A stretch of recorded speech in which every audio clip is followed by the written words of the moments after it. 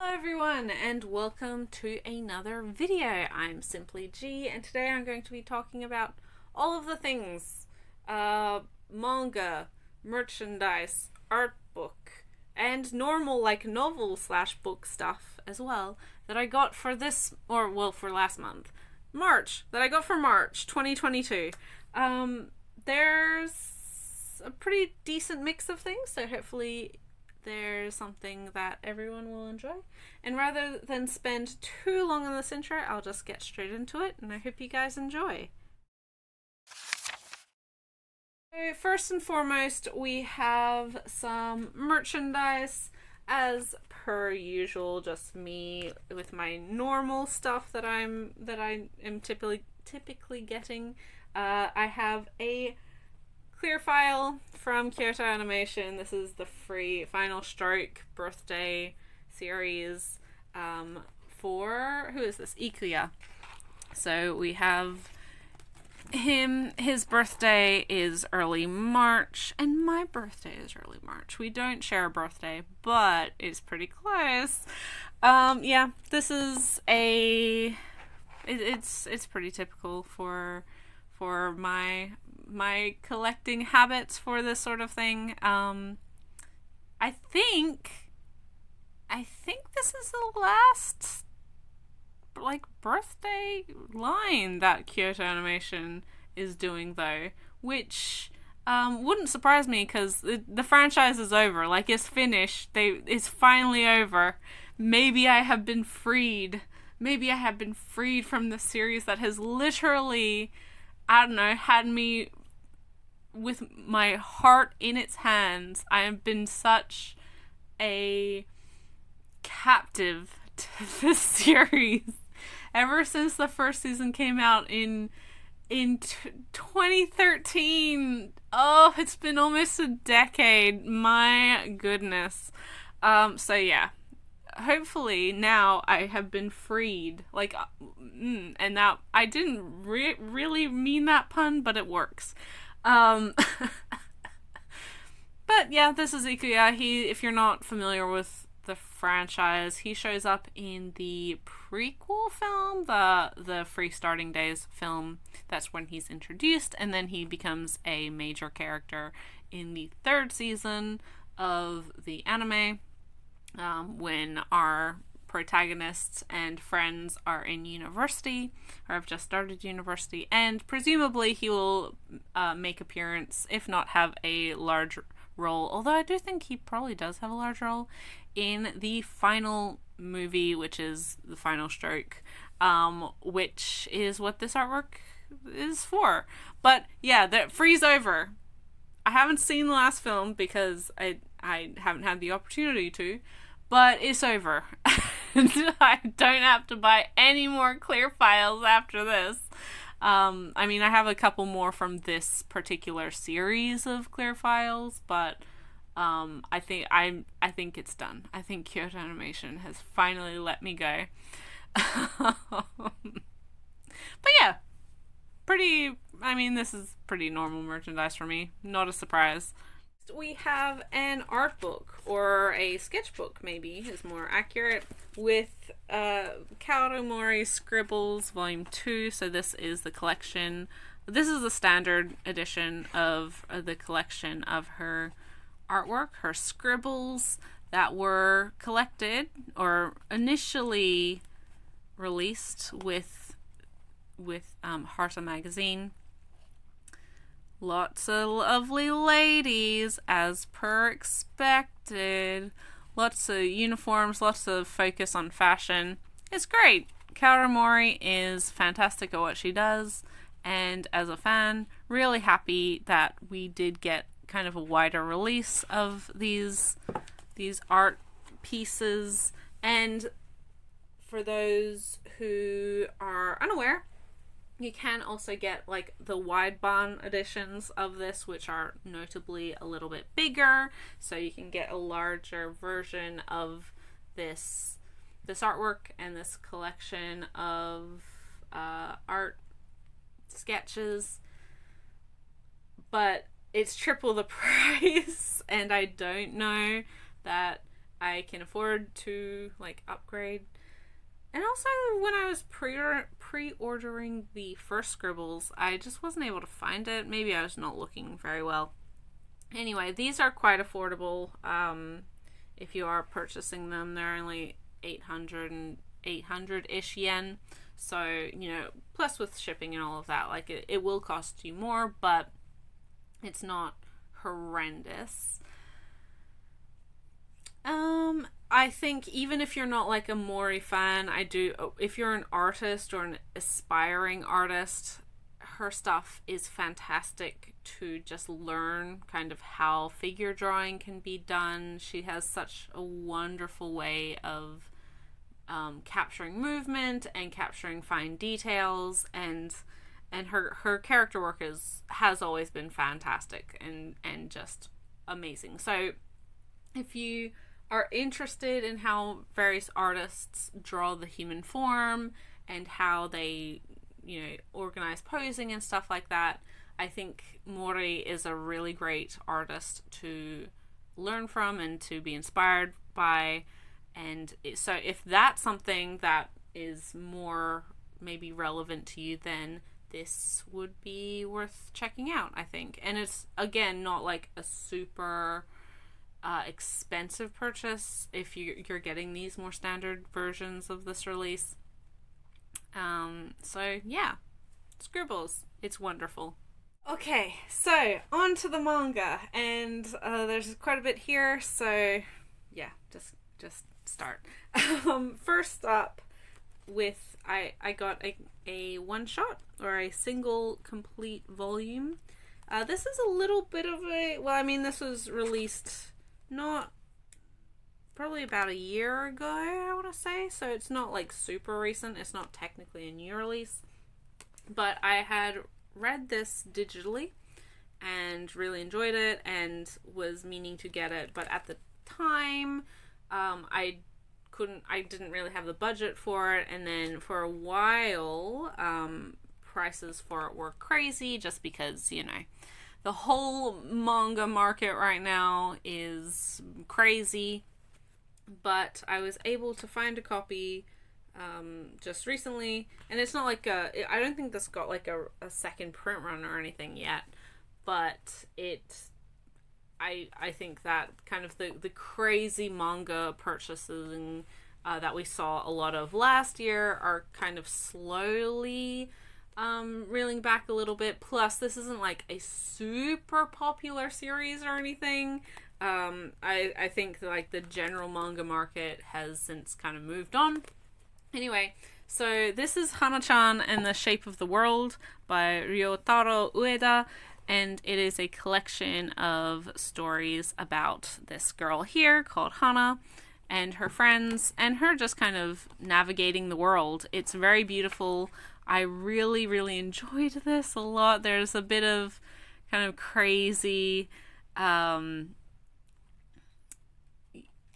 it's looking at the world from the perspective of a young girl, like a child, right? So there's a childlike whimsy to it. There's a childlike understanding of the world. This isn't necessarily set completely within the bounds of reality, but when you are a child, especially with like a huge imagination, you can just get completely swept up with, how you are perceiving the world. And it's not wrong for that to happen, but it's also like an adult wouldn't necessarily see the events of what's happening in the series the same way. I love it. If you're a fan of like indie or alternative manga, if you're a fan of like a lot of the Glacier Bay releases, then I would absolutely encourage you to check this one out. It has a pretty similar vibe. I'm always happy when something a little bit off the beaten track like this does get published by one of the more major publishers. I love it when they get licensed and released at all, but there's a difference, I think, in scope compared to Glacier Bay or Starfruit Books or Hollow Press, where their brand is kind of like indie alternative stuff. And that has been changing, especially from Starfruit books, but like there's an expectation that that's what you're getting with their releases, with their licenses, which I love. Again, that's not a negative. But when you see a larger publisher like Yen Press or Viz or Kodansha or whomever it is put out a book that isn't just like a smash hit sensation or is getting an upcoming anime or whatever else, or is an ongoing like super popular series, that's when I think it's really cool that we are seeing things get that chance, to get that spotlight. I don't know, maybe I'm making no sense, but I'm just super duper happy that this is available, that you can get it, and I would encourage people who are interested in this sort of story, who like just kind of single volume self-contained books as well, to check it out. We have the debuts, or the volumes of Volume 1, or new releases that I got. This is another Yen Press title, highly anticipated. It was kind of a shock when it got licensed, and I would argue it's probably being licensed because of the popularity of the author's work recently. But that is the first volume, omnibus volume of New York, New York by Marimo Ragawa, who, if you're not familiar, has also done, her work's been currently one of her works that she does the illustrations for, she doesn't write it, is The Vampire and His Pleasant Companion. That's also been put out by Yen Press. This is a Yen Press release. Baby and Me, one of her longer series, was put out by Viz a while ago. Kodansha is a not very good digital release of the Snow White Notes, which is her music drama manga. So Ragawa is kind of a little bit in the spotlight right now. Anime adaptation of Snow White Notes as well, or the Snow White Notes. So yeah, like I think kind of there's an awareness of her work now that there wasn't necessarily when Baby and Me came out. Anyway, so this is a kind of cult favorite series. It's completed in 4 volumes, so it will be 2 of these omnibus editions. And this is a story about a New York City cop in the 90s who's gay, and his relationship with his boyfriend, and then also just kind of a look at US and New York society and their perception of gayness in the 90s especially. So there's a lot of like issues. This is kind of like an issues manga where, you know, well, first of all, this series hasn't aged well. Necessarily. Well, maybe it captures perfectly what the 90s were for queer people, which is bad, right? Like, they weren't treated well. Homophobia was rampant, especially within, like, law enforcement. I mean, it still is, but there was just, like, this... It captures that aspect of culture really well. And then, of course, when we're talking about queerness in New York City in the 90s, there's the discussion of the AIDS crisis and all sorts of things, right? So, like, there's a lot of...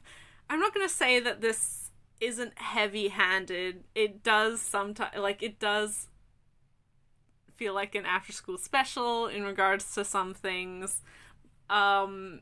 It's messy, it's dramatic. This is more so in line with, like, Banana Fish rather than Our Dreams at Dusk, right? Like, this is not... I wouldn't say this is perfect or even necessarily good representation, but I think it's quite heartfelt, and I do think that Ragawa was wanting to tell... like a serious story with this. It's not really it's not perfect, and I don't think it was perfect at the time, but I think it does, as I said, capture that messiness of the time. There is and has been better LGBT manga, or I think this is technically BL, but, and so as well, there's like, implied rape issues and like a lot of that trauma and stuff that is, again, like very messy BL stuff, that we've kind of stepped away from a little bit, but it's still there. This is not going to be a series for everyone, but I think it definitely shows how this kind of story can be told in a relatively, like, there's a reason that this series has persisted as being regarded pretty strongly throughout the years. Like, I don't necessarily know that this will be a smash hit or anything for Yen, but it is an important piece of history for manga. It is one that has kind of a sustained following and fan base. It's solid. Like, it is solid. But I'm not here to, like, convince you that it's perfect representation, and especially when we look at how so much of discussion within representation and problematic elements and all of these things in media, especially amongst like the younger set, this is not gonna be on the top, like a TikToker's top 10 like best gay manga of all time, because it's just not. But if you don't mind something that's messy, kind of problematic, has a lot of that I don't know, New York swagger, maybe, similarly to Banana Fish. I don't know if it's as tragic as Banana Fish, because I haven't read this. Obviously, I'm reading it as it comes out, so I haven't finished this. I don't know how it ends. It might end in a similarly tragic way. Who knows? I don't know. Then you'll like this. Like, this is definitely within that Banana Fish vein. Rather than, yeah, as I said, Our Dreams at Dusk, or even,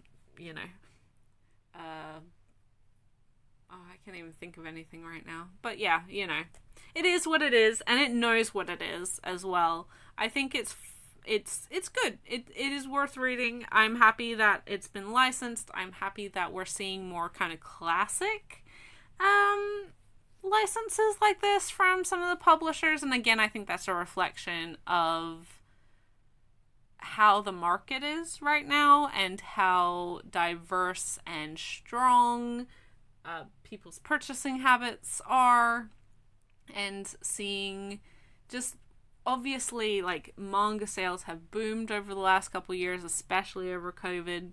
So publishers are kind of looking for the next big thing, or some, like, a new niche to tap into, because there's money to be spent, and people are spending money, whether it's through like more classic kind of titles like this, classic or iconic titles like this, whether it's Seven Seas and their Danmai licensing, whether it's, whatever. So, yeah, I'm happy that we've gotten this. It's a wild ride, and honestly, main character, asshole. He, if nothing else, he captures that, like, asshole cop personality incredibly well. And I think it's really interesting. Well, I don't know, interesting. It's nice that the series addresses internalized homophobia in a way that I haven't seen done necessarily with a lot of BL or even sometimes queer manga or LGBT manga, where, like, a lot of BL does have internalized homophobia. Like, the characters, especially like the top characters, right? They have a lot of internalized homophobia, but it's not like they don't recognize, it's not acknowledged. It's just part of how the standards are for that kind of character trope. This actually calls it out for what it is, and I think that's really good. But yeah, good times. Next, completely different subject matter, but also super exciting. When this got licensed, I couldn't believe it. I was really, really happy. And is a nice follow-up to the other one of this creator's titles. But this is the first volume of Orochi by Kazuo Umez. I think there's 3 or 4 volumes in this perfect edition that will be released. But this is a collection of horror short stories tied together by the titular Orochi, who's this girl on the front. And it's just, creepy stuff going on. I love Umez's horror. I really think he's fantastic. It's been so nice to get some more different kinds of horror the last couple years. And so this is one that I think he can just jump into pretty easily.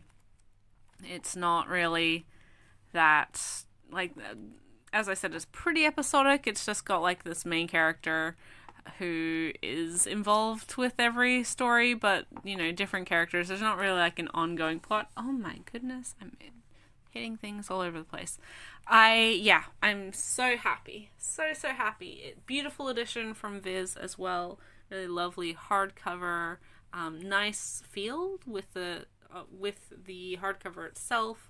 It's got this lovely foil printing on there for the title. Yeah, it's an interesting time for manga. Really interesting time, and I am absolutely not complaining. If you haven't read this, check it out. If you have, and you haven't tried any of Umez's other works, I would encourage you to pick up The Drifting Classroom, which is his longer title, 10 volumes collected in 3 perfect editions, put out by Viz. And that is like it is a longer overarching story, but just, so good. It's so good. And if you're really dedicated and you can be bothered to hunt it down, there's also a really weird little, there's a release from one of the major US comic publishers from back in the 90s, maybe it was early 2000s, of Reptilia, which has completely different, like, redrawn cover art, nothing to do with what it looks like inside the volume, which just shows you how cowardly the American industry was then. But yeah, that's a super old release, probably very hard to find nowadays, but if you can track down a copy and you are a avid enough Umez fan, that's there. Just, be sensible. Don't spend hundreds of dollars for it, because it is not worth that. Like, if you can find one for, a decent price, then pick it up. But yeah, nice to have more of Umez's works available in English. Final first volume that I got this month. Okay, there's a story here. I had to repurchase this volume because I recently sold this and the second volume of the series, because I thought, fool that I was, that it was a safe bet that after 3, almost 4 years since the last volume, that it had been dropped by the publisher and we weren't getting any more, because it was on hiatus for a little while in Japan, but then it came off of hiatus. It finished in 5 volumes and wrapped up a couple years ago now, right? So I had purchased these volumes as they were coming out because I really like this creator. I've read her previous works and the setting is so my shit. But I was like, oh, I don't really want another incompleted series, especially because we're just probably not going to get any more. I don't know how well this sold for Seven Seas, the publisher. And then I discovered that the third volume has been solicited for later this year. I don't know whether it's because they had to, like, renew contracts or what. You know, maybe there's some internal issue with the team. Maybe there's some issue with, you know, the Japanese licensing. I don't know. But it meant that when I found that out, I was like, oh my god, I just sold this like a month ago. How? Oh, my timing was so bad. But thankfully, like, this isn't a super hard or out of print series to get, so I just picked up this and the second volume, which I haven't received yet, to rejoin my collection because I loved this series. Like, don't get me wrong, I got rid of it because I was just sad. I was sad that I kept looking at it and I thought it would never be completed. And now here I am, so wrong. But this is Versailles of the Dead by Kumikoso Akane. This is the story. Okay. This is the story of pre-revolutionary France, wherein France is being, like, they have a zombie problem, or an undead problem, a Walking Dead, basically. Nobody really knows why or how it's happening, but there's zombie attacks. There's just things are going crazy. Anyway, meanwhile, Marie Antoinette is traveling from Austria, her homeland, to France in order to marry the Dauphin, Louis the 15th, who, you know, as we know from history, becomes her husband, or who is her husband. But on the way to France, on the way to Versailles, her carriage gets attacked by zombies. And unfortunately, lovely, sweet Marie Antoinette is killed in this interaction. But and so, like, the French Guard and all of that, they are, the Royal Guard run because they hear, like, I don't know, they're doing zombie patrols or whatever. They come across this carriage and they're like, oh no, like, because they knew she was coming, so like, oh cool, we have to, like, make sure that everything's okay. They get there, things are not okay. She's dead. But thankfully, luckily, her twin brother Albert, who's traveling with her, has survived. And so they're like, oh my god, okay, this is crazy. Like, this is actually a really important political marriage. Like, we can't afford, France, the country, can't afford to make an enemy out of Austria right now. And we wanted Marie here. Like, obviously this is just a horrific accident. What do you say, Albert, if you pretend to be your sister, you, like, get married to the Dauphin, and, you know, you just live this double life. Only the royal family will know, and, like, a couple people, but it's just gonna be this big secret. Therefore, political marriage, still all good, no worries, right? And Albert's like, sure, you know what, actually, that's a good idea. I didn't really have much prospects for the future back home in Austria. Like, I was coming to join Marie because I was basically going to be her little, I don't know, confidant or something anyway, so hell yeah, this is actually pretty good for me. So he agrees to that. He becomes Marie Antoinette, and yeah, as he agreed, he marries the Dauphin and is just like this, you know, the beautiful queen alongside Louis the 15th. Anyway, but so obviously there's zombies. Something's going on. Shenanigans abound. But maybe, you know, the fact that Albert survives this horrific zombie attack. That's a bit shady itself. Maybe there's more than meets the eye regarding this young man. And so there's kind of an implication that he's possessed by some sort of demon. I don't know, but perfect. I love this. I love this premise so much. So Akane has a really interesting mix of like historical fiction in almost all of her works. Historical fiction and then like fairy tale or folklore with some of her others. I love it. You may be familiar with her previous work, which is After School Charisma. She also had a one-shot volume put out way back in the day by Del Rey or ADV or someone called Once Upon a Glashima. But yeah, this... And I enjoy After School Charisma.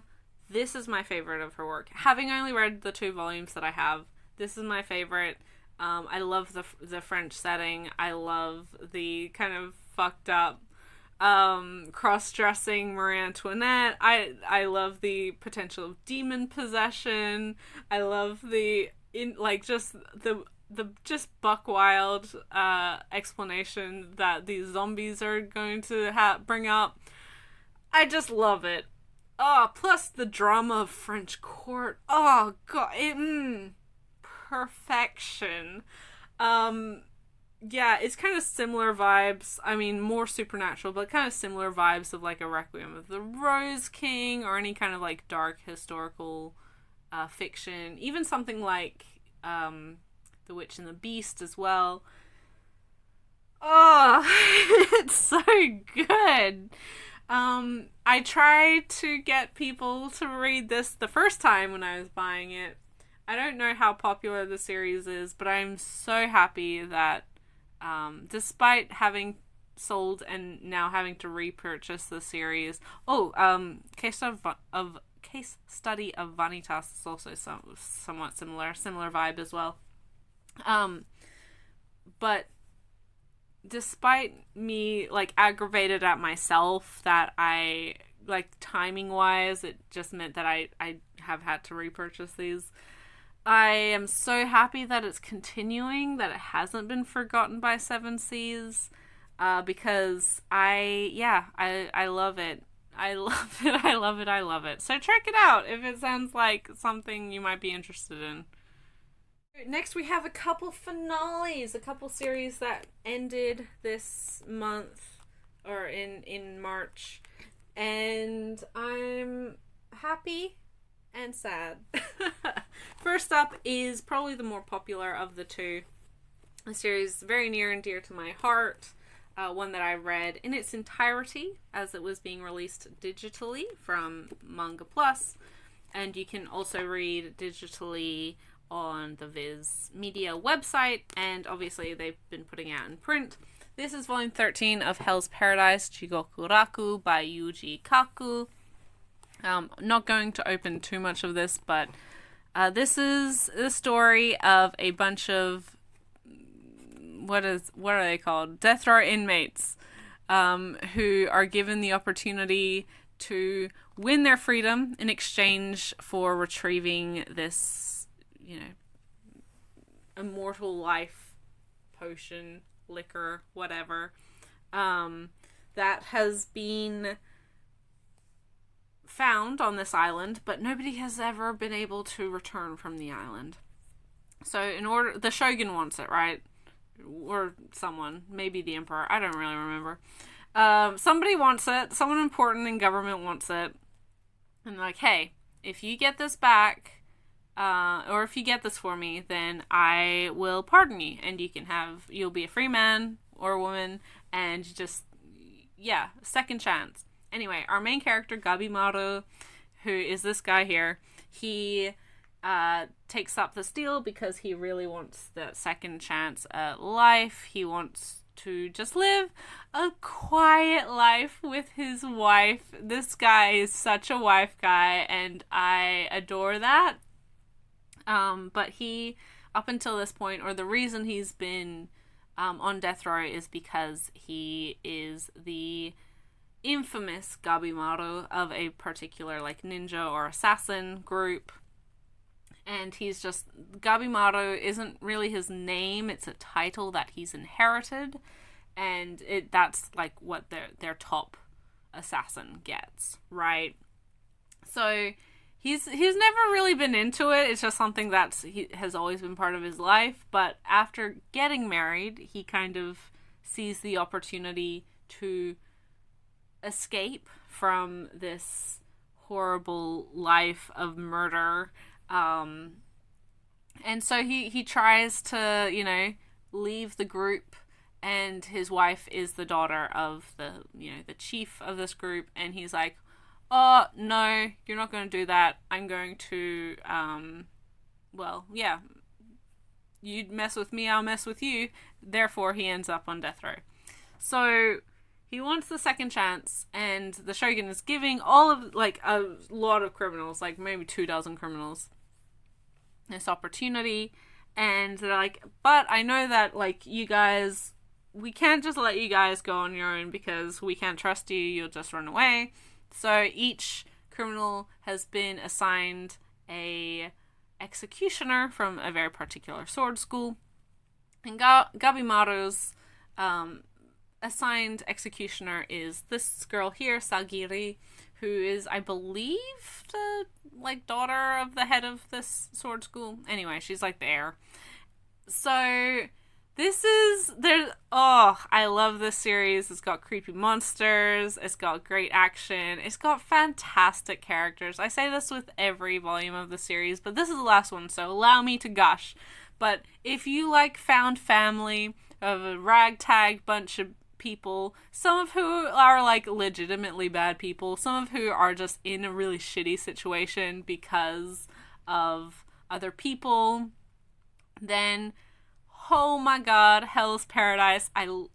This is a series you should check out. It's also getting a anime adaptation sometime this year, I'd say sometime this year, which I'm looking forward to because it's a good series.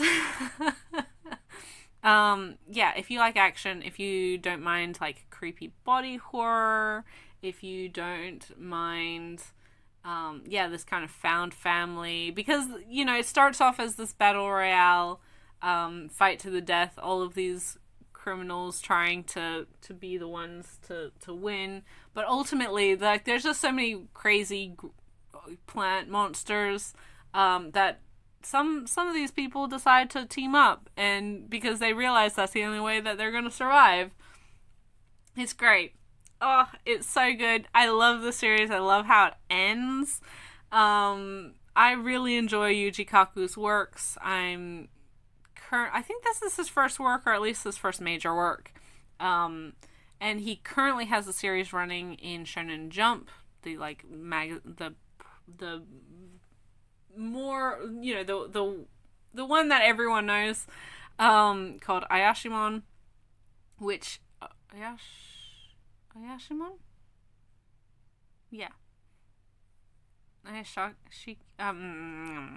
Whatever it is. And I adore that series. Yuji Kaku, I love. And from what I understand, having read interviews with him and stuff, he started as an editor. I believe he helped with Tatsuki Oh my god, where's my brain right now? Tatsuki Fujisaki's Fire Punch? And they're like quite close friends. I don't know whether it's because I don't think he was an artist on that. I think he was like an editor or part of the editing team. But like, I don't know. If you like things like Fire Punch or Chainsaw Man or kind of that vibe, this is more conventional. But holy Next we have the finales that I got this month. Two series ended in March. Both from Viz, both very different, but some personal favorites. This one I actually read the ending as it was happening. So I read it, I was following it digitally, and so I knew what was going to happen. I've known since it actually ended, but happy to have it in print in my collection, and so I can reread it in its entirety at my leisure. And this is Hell's Paradise Jigokuraku Volume 13 by Yuji Kaku. This is a fantastic action series, a historical action series about a group of death row inmates who are given an opportunity to be pardoned for their crimes, escape death row, if they can find and bring back this particular immortality potion, liquor, whatever. I can't remember what they call it. So our main character, Gabimaru, he decides that he wants to take the risk in order to get pardoned because he wants to redo. He just wants to live a quiet, happy life with his wife, and in order to do so, he thinks that, he will, if he gets his pardon, then he can do that. He and all the other criminals are assigned an executioner, just in case they try to run away. And Gabimaru's is Sagiri, who is also on the cover here. All the executioners are part of this very famous sword school, but Sagiri herself is, I believe, the heir. Like, she's the daughter of the head of the school, so she has a lot of her expectations from the people around her. This is great. I love this. It's got some fantastic action, fantastic writing. Characters are wonderful. Monsters are super cool. The villains are fabulous. If you like body horror, if you like creepy plant monsters, check this one out. You can also read this in its entirety digitally because I read it on Manga Plus. I don't think it's on there in its entirety anymore. Maybe it is, because maybe it's one of those titles that has that thing that they're doing right now. But you can read this on Viz's website if you have a Viz membership. It's not on the app just because it's incredibly violent and somewhat gory, so it doesn't, meet the standards for the app. But oh my gosh, this is so good. Obviously, this is a pretty popular series, so most people know of it. But I'm glad that it seems to have gotten more popular over the last couple years, that it's been releasing in print. Also excited for the anime adaptation. I don't know when that is happening, but sometime either late this year, maybe next year, we'll see it. Who knows? I don't know. But yeah, really, really happy to have this series in the collection. I love Gabimaru. I love Sagiri. I love the whole gang, because this is, more than anything, it's like a found family, ragtag bunch of people teaming up. Some who are like legitimately bad people and maybe did deserve to be on death row. Others who just ended up in a shitty situation because of other people. Or because of bigotry, or because of whatever else. It's great. It's super good, and now it's finished. So if you are wanting to check it out now, there's no better time than now. Do that. It's really good. Series that ended this month, and I'm not going to flip through because spoilers. But this is Fumi Yoshinaga's Oku, The Inner Chambers, Volume 19. I can't believe we're finally at the end. I actually have to read a couple of these volumes before I can read this one, just because I was saving the last couple volumes to read all at once. This is a historical reimagining of a couple hundred years of Japan's history, wherein there was a horrible pox, an epidemic within Japan that only affected men like 25 and under. So a whole generation of boys and young men, maybe 35, I can't really remember, have been eradicated. They died very young. Therefore, the male population of Japan has plummeted. And so in order for Japan to continue running as normal, as it were, women have taken up the positions that were more traditionally left to men. Those in, like, head of the family, governance, industry, whatever else. And most notably, the leader of the country, the emperor, is now, or being replaced, or has been replaced with a female emperor. They don't use empress, they use emperor, because there's this whole thing that they don't, it's sort of this cultural shame that there isn't men around, right? And they also don't want to, they kind of want to hide the fact that women were in power for a while, so they just used emperor, like that was just the term that they used. And that it also is, this whole rationale is the reasoning as to why Japan had like such a period of isolation for a couple hundred years there, to protect them from Western societies, because if other country, or just any other country, right? Because if any other country found out that, you know, there wasn't a huge male population, then Japan would be ripe for invasion. Yeah, it's super duper good. It's typically following the emperor at the time, and then the kind of the drama of the court going on. But also it's focused on the inner chambers, which is, in other words, the harem, right, of the emperor.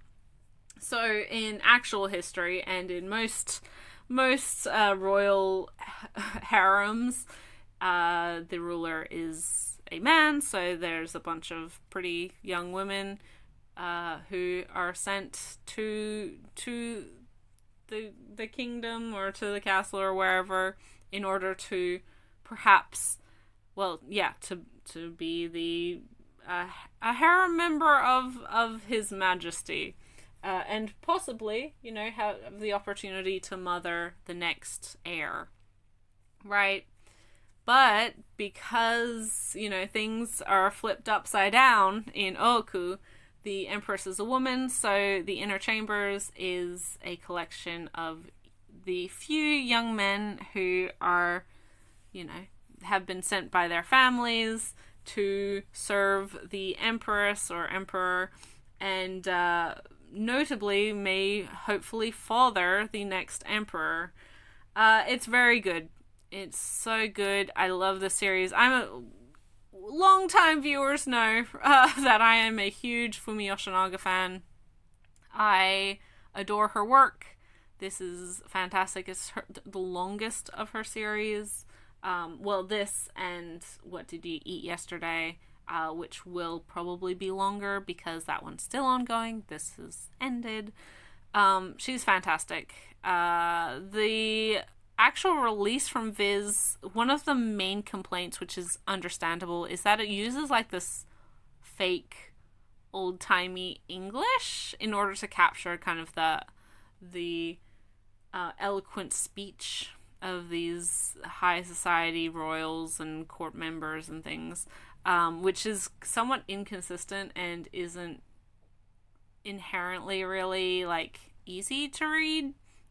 It takes a little while to get used to, but I find that it takes a little while, but once you get used to it, it's fine. Like, it doesn't really impact your reading that much, unless you just really hate like fake Shakespearean.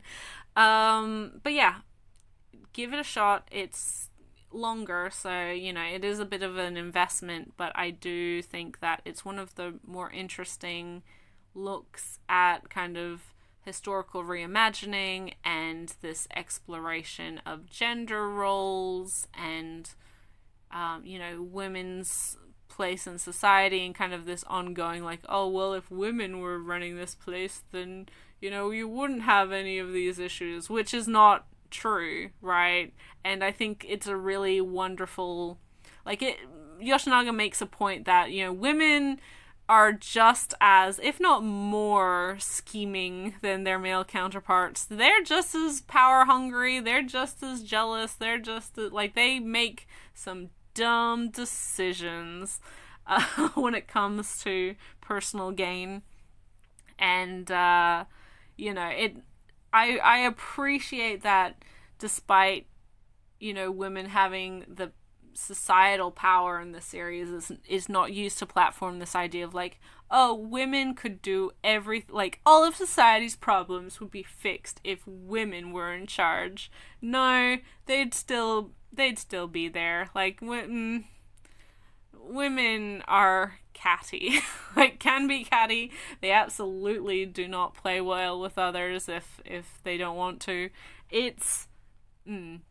I think it's really good, and I think it's really well balanced in that regard as well. It's fantastic. Check it out. Oku. Well, I won't open too much, but I love the art as well. I think her characters are very expressive. She has a subtlety to her work with faces, especially, that when you have a series that is so much talking, it's just a bunch of talking heads, that subtlety of emotional change is even more important than usual.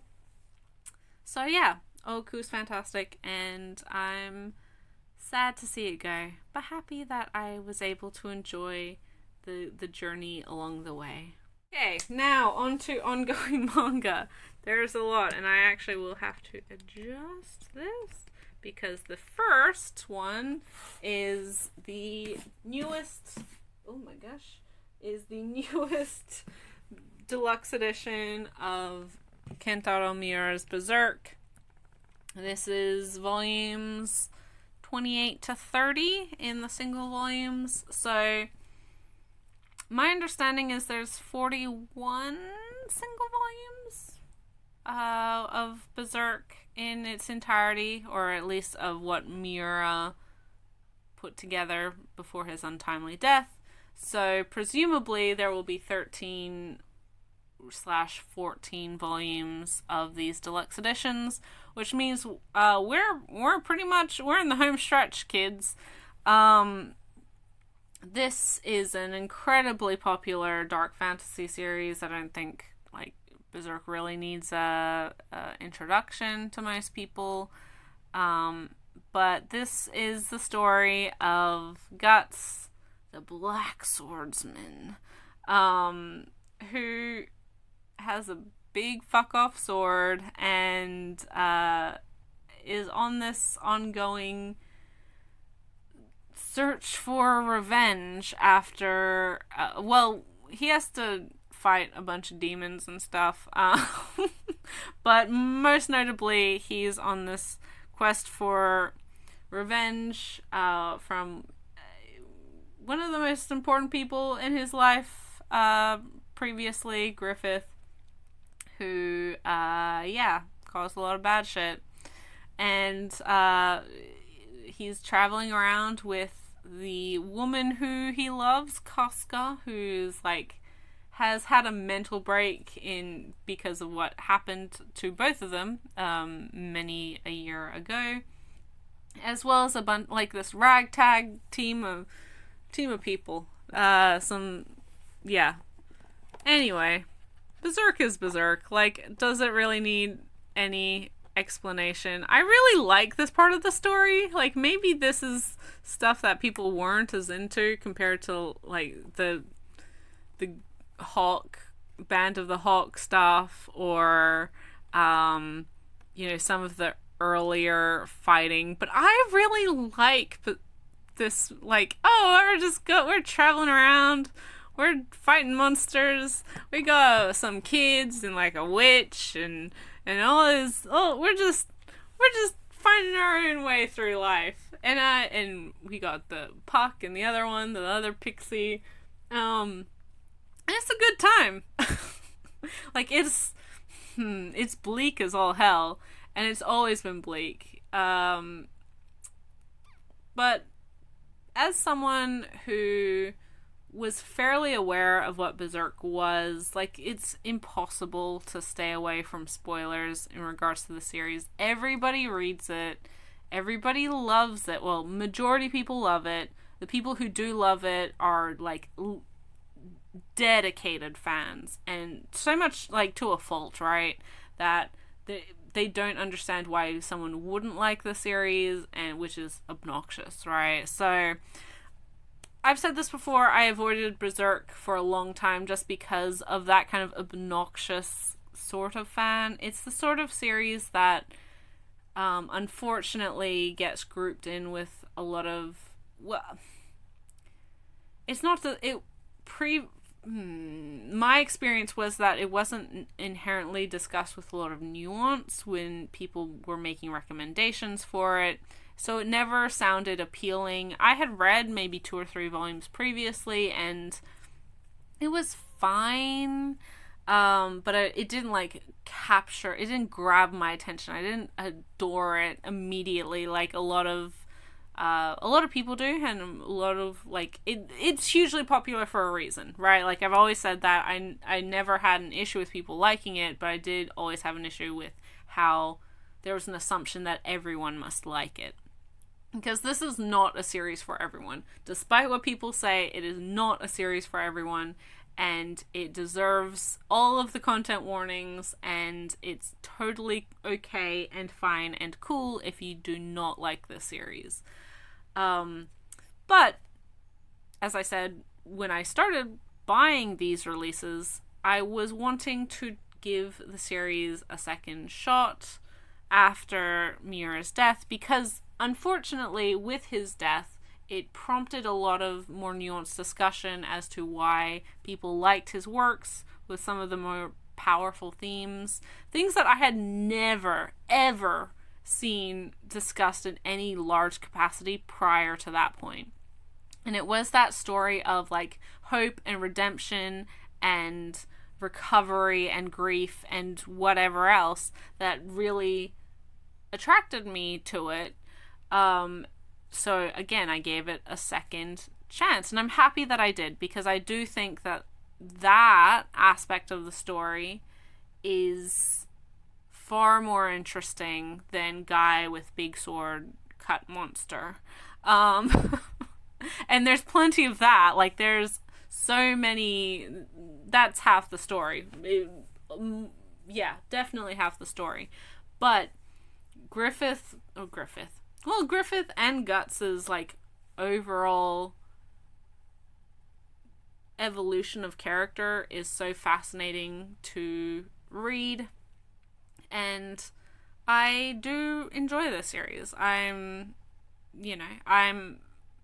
happy to say, like, I'm able to own that. I don't think my first impression was wrong, but I don't think that I was given the grace or the respect when I wasn't a fan of the series either. Like, I think people just need to chill out a little bit when you're passionate about something and realize that not everyone has to be as passionate about something as you are.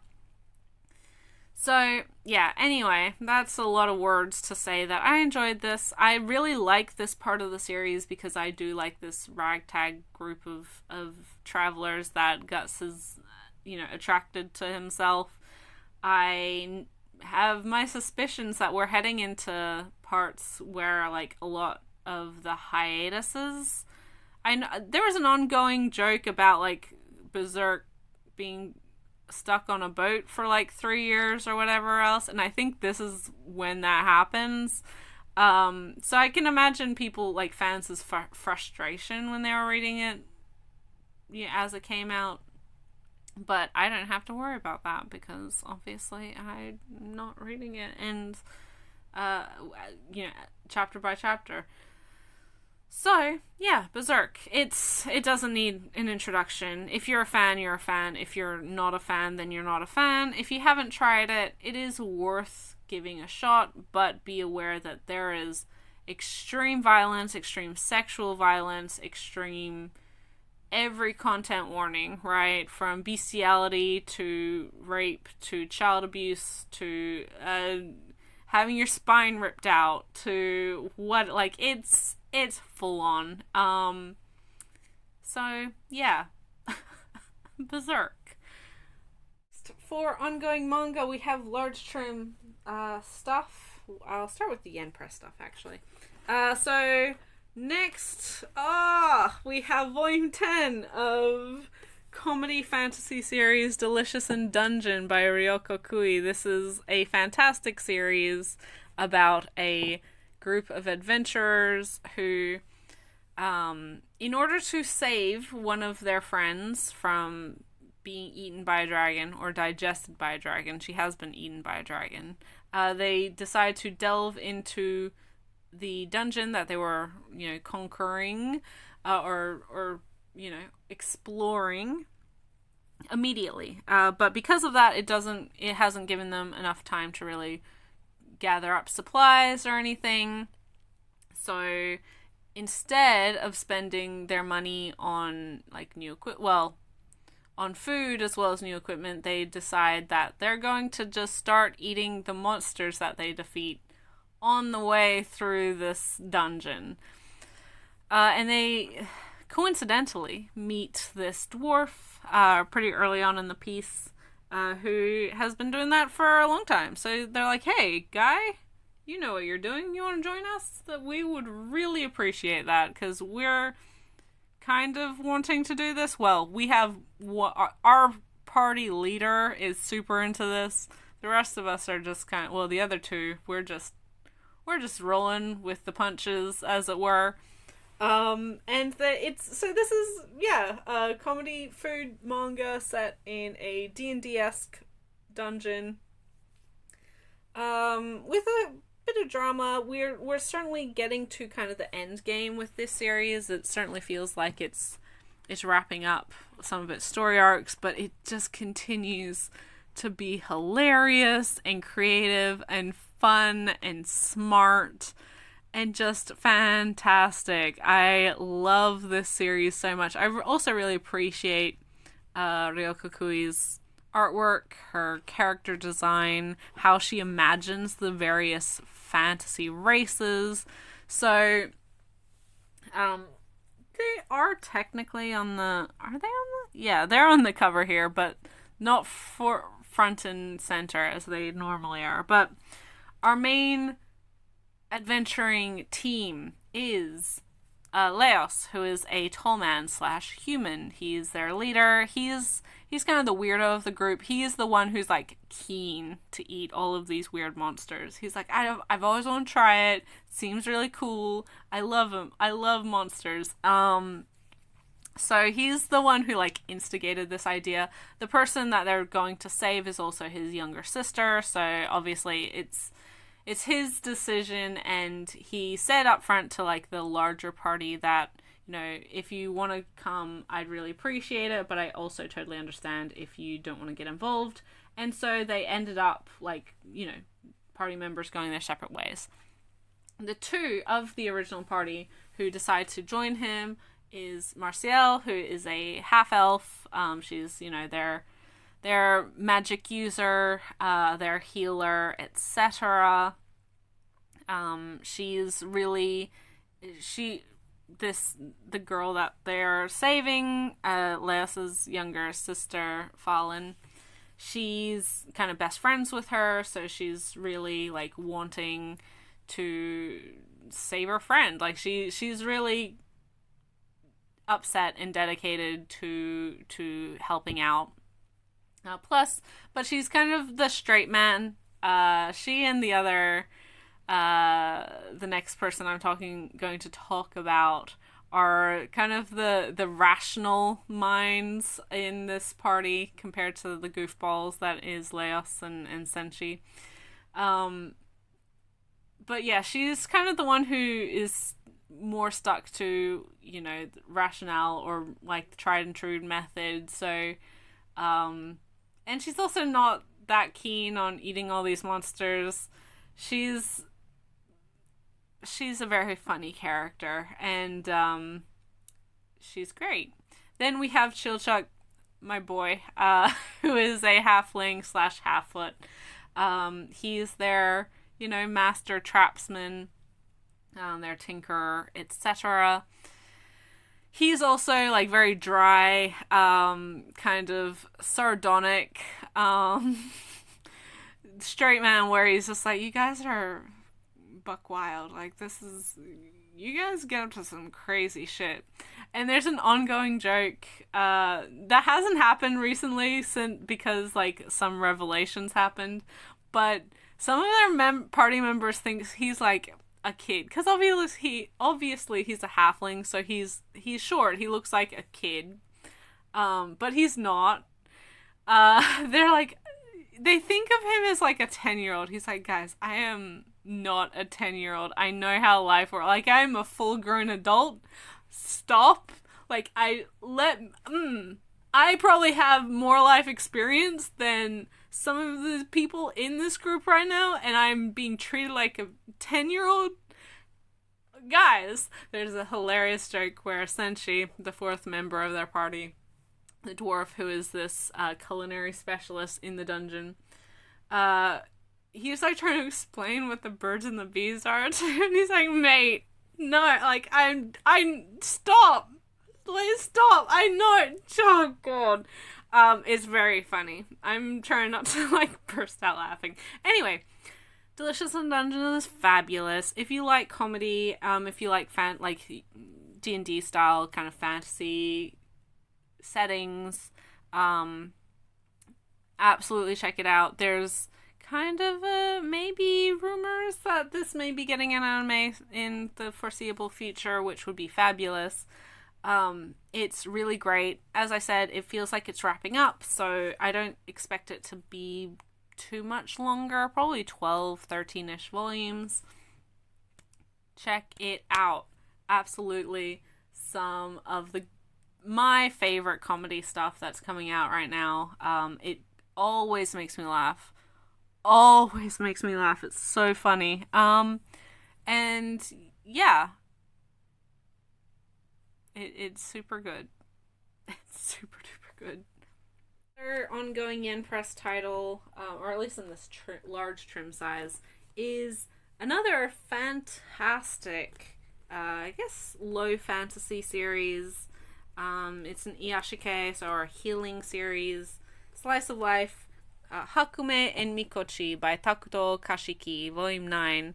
So this is the story of the titular Hakume and Mikochi, who are these small borrower-esque kind of young women who live in the forest they live in a forest setting, a woodland setting, but they live in like a town, right?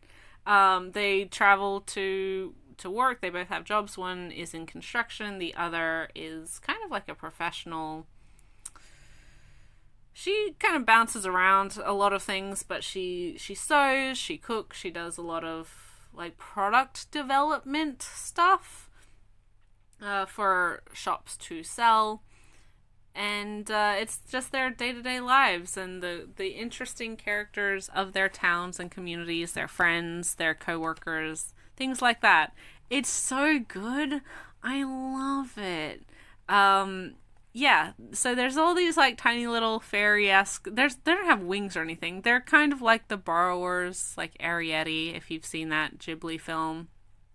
And then also a bunch of, animals who also live in these societies and sometimes are co-workers, sometimes are transport. It's great. It's so magical. It's super sweet. I love this chapter in particular where all the like larger animals are kind of bemoaning how hard it is to live in a society or a community where so much of the infrastructure is built for smaller people. I think it's just really creative and just really likable, really magical.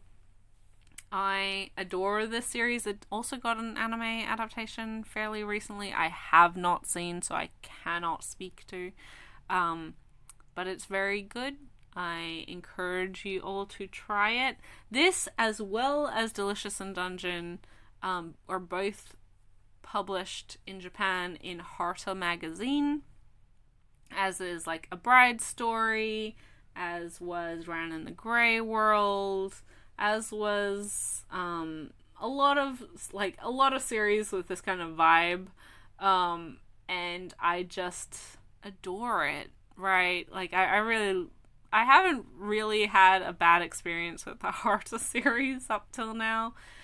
Maybe I kind of warmed up to Extravaganza after a while, but that's probably the weakest of Harta / Fellows series that I've read.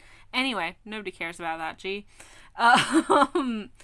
But it just has really like low-key vibes of, just kind of day-to-day adventure, quiet little moments and explorations of the lives that these people lead, and it's just so good. It's really, really good. Then last, for ongoing large trim manga, we have volume 6 of The Witch and the Beast by Kosuke Satake. This is basically the one that I was missing. I have 1 to 7 now. 8 is on pre-order. 9 is on pre-order. I talked about this last month, but this is a series that I actually unhauled and then was like, you know what? I keep coming back to this and I do really enjoy it, and I found a good deal for a bunch of these volumes locally. So I bought them and reintroduced it to the collection, or to the library. And, it's super good. This is a more Western kind of set fantasy, fairy tale kind of story, where there is these two on the cover, and, they're kind of like, they're searching for witches in order to break a curse on this character, but they're kind of part of like this magical bureau that hunts witches or stops witches or something. I don't know. Witches are bad. We don't want witches around. But as with everything, it's a complicated issue. It's so good.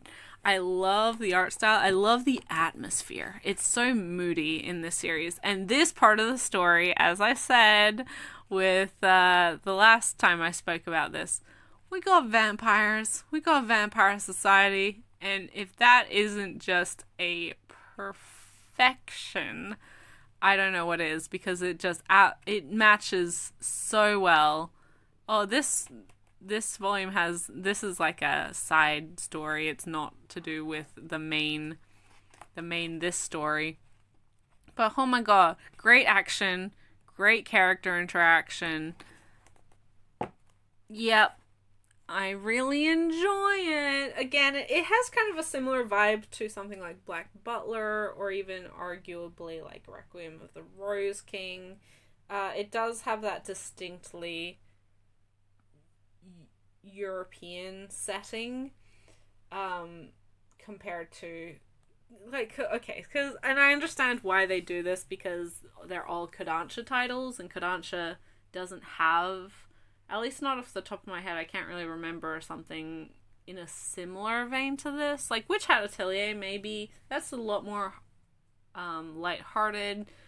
Magus of the Library, kind of, but again, not as dark. So the comparisons, they're like, oh, for fans of this, you'll like this. They say what am I trying to... of Noragami and Holic. And I'm like, I mean, yeah, the vibes are the same, but like, if you're gonna be disappointed if you want like an Asian setting, which those two like much larger Asian influence in kind of the horror aspects and the tone and the folklore that it's pulling from. This much more like Eastern European or just general European fantasy setting, fairy tales. So yeah, that's a complaint that doesn't really say anything about anything, but I do really like the series. And this one I already read. It's not like I was I've already read the 7 volumes that I have, and I'm just waiting on volume 8 now. But check it out if you haven't. It's really, really good. We have, this is something that really boosted my volume count for manga this month. Similarly to last month. Was it last month or was it? No, it was last month. I purchased through a secondhand library sale pretty much the entirety of Orisama Teacher last month. And because the library that I was visiting was getting rid of their copies, and they're in pretty good condition. I'm not super duper picky, but they don't sell books that are in crap condition, right? Anyway, so that was a series that I was following through that library system, and I wanted to finish it. So the last time I was there, which was a week or so ago, they had another one. They had another series that I was following through their library system, as well as another one. But they were getting rid of majority of their volumes, and I was like, I haven't finished reading this, and I don't want to buy them like new. And I'm pretty sure this is a pretty hard to find series now. And so I purchased the volumes that I could with an expectation of keeping an eye out for other volumes. And interestingly, actually today, as of recording, Yen Press, well, maybe it was today, as of recording, I found out about this, but they tweeted about it a little while ago. Yen Press announced that they are planning on reprints for this series, so like don't buy disgustingly out of print, like super expensive copies. You will be able to get it for ticket price or cover price.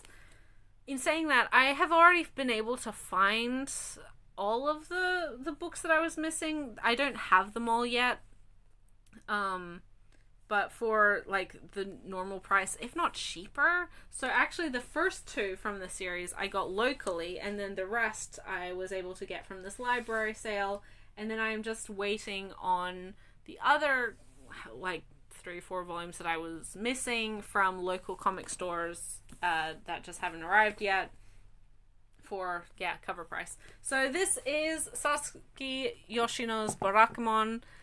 We have volume 1 and volume 2. As I said, this is these 2 volumes were purchased locally from, well, I say locally, sort of locally, from a seller who was getting rid of their volumes. And then we have volume 5. We have volume 6. So these are all the ex-library copies. Which again, once you take stickers off and stuff, they're perfectly good condition. Volume 8. I've read up to, I think, 12 or something. I can't really remember. Maybe 10. Volume 9 of this series. So I'm a little over halfway through. 10. I have to look at my Anime Planet list because I really cannot remember. 11.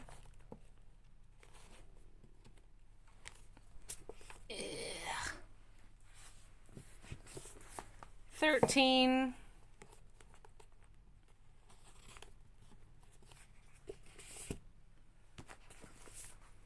15.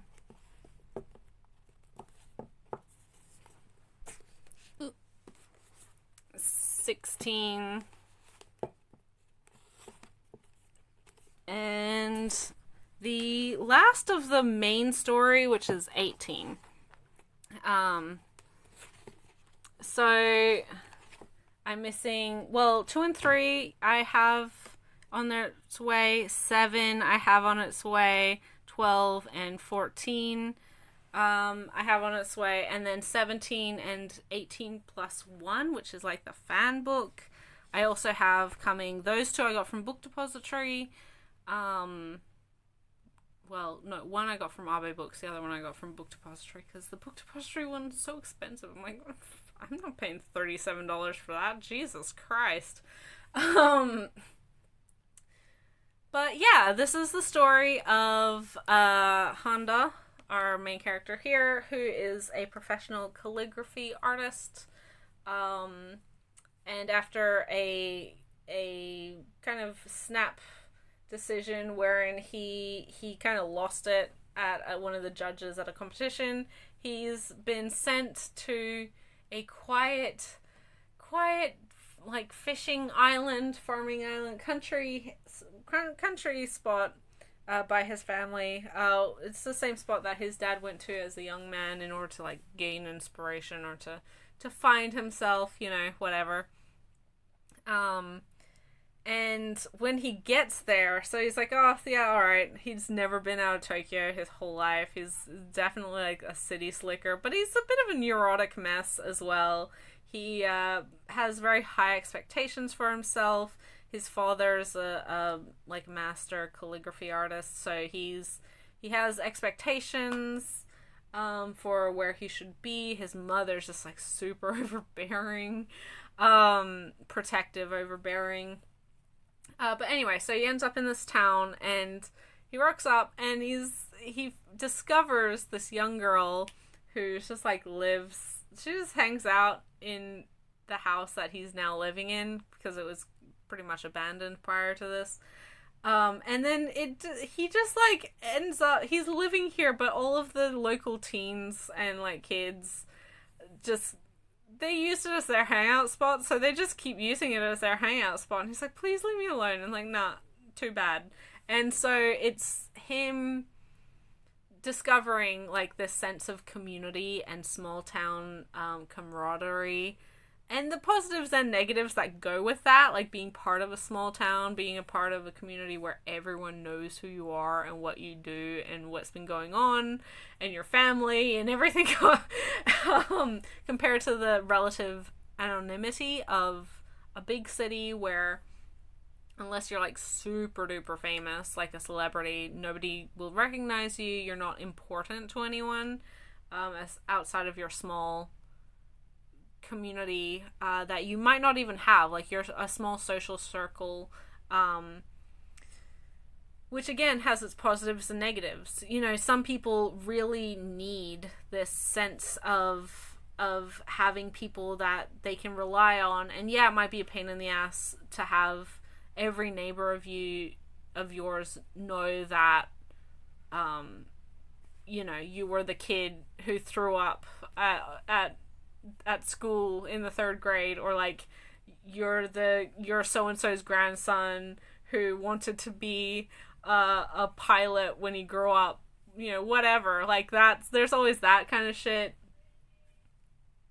But then that can also be really overbearing, because if your issues are like, oh, I got my husband divorced me, like ran away with someone, and now I've got nothing, or, you know, whatever, like having everyone know all of your business can sometimes be a good thing, other times be a bad thing, because if in bad situations you're there to support each other, you're all going through similar things, you'll understand each other in fundamental ways that people outside that community won't necessarily understand. But then there's also like judgment, and it's hard to be outside of the majority, so like a lot of queer folk don't feel necessarily comfortable in their community because they don't feel like they'll be accepted the way that they are. That's not something that this book deals with, but I'm just talking in general sense, right? But also they might, like a lot of people do have like that idea of knowing the same people their whole lives, and knowing everything about the people in their lives, compared to like the city, where a lot of people go, like a lot of young people go to the big city because they want to find themselves, they want to reinvent themselves, they don't want to be that kid who threw up in 3rd grade, or they want like a better opportunity, better job prospects, whatever, right? But also you lose that that closeness that a small community would have, where like if you're sick, someone will come check in on you, or like if your heater stops working, you don't have like the old man from 2 houses down who can come over and like fix it for you free of charge. Or if you go through a breakup, you don't have, you know, your friends to necessarily be there to commiserate. You don't have those like little community aspects that you do in a small town. It's like obviously positives and negatives to both, and part of that, this journey with Honda, is him discovering the positives and negatives of both for his own creative expression and control. It's really good. I really like the series a lot. It's funny. It's quite quirky, very lovable, great cast of characters, and I really enjoy watching Honda-san evolve as a person, because he's like a good guy. He definitely deserves a lot more than what he thinks he does, especially initially, even though he is a bit of a pompous asshole. It's a good series. Be sure to check it out. On to the ongoing standard size manga. First is a older volume, came out a while ago. When was this published? Oh, this time last year. So, this was the last volume that I needed to complete the series.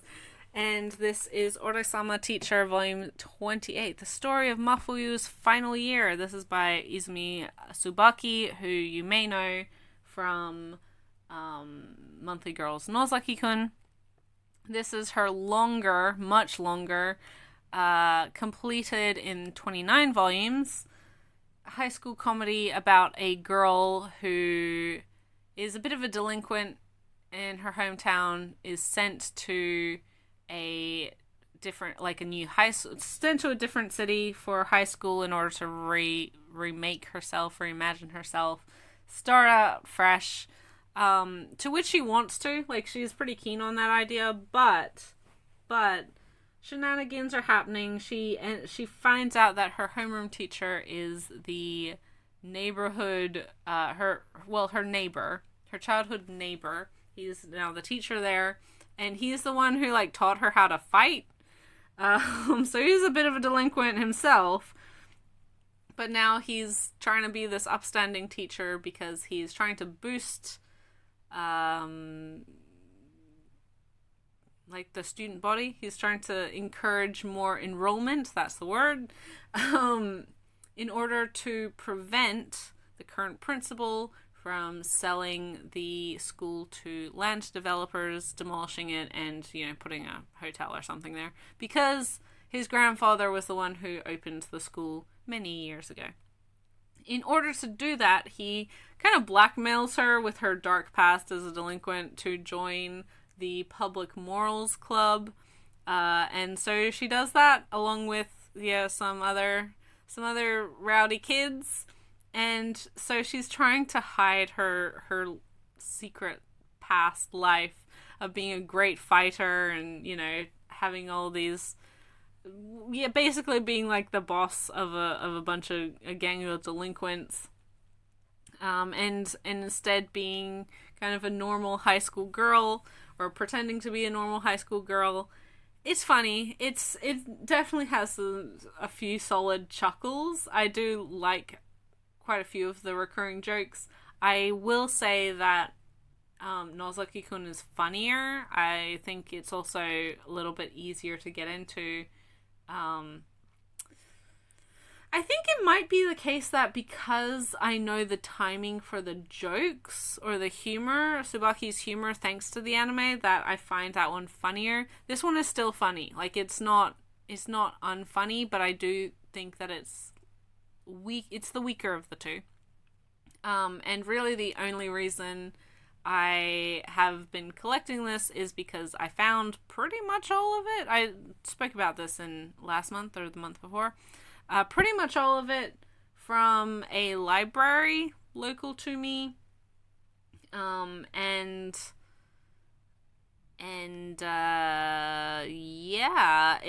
So I got like 26 of the 29 volumes for extremely cheap. They're all extra library copies, and I was reading the series from that library, so I was like, you know what, I'll just buy it. If I don't like it, I can sell it on. It's not a huge deal.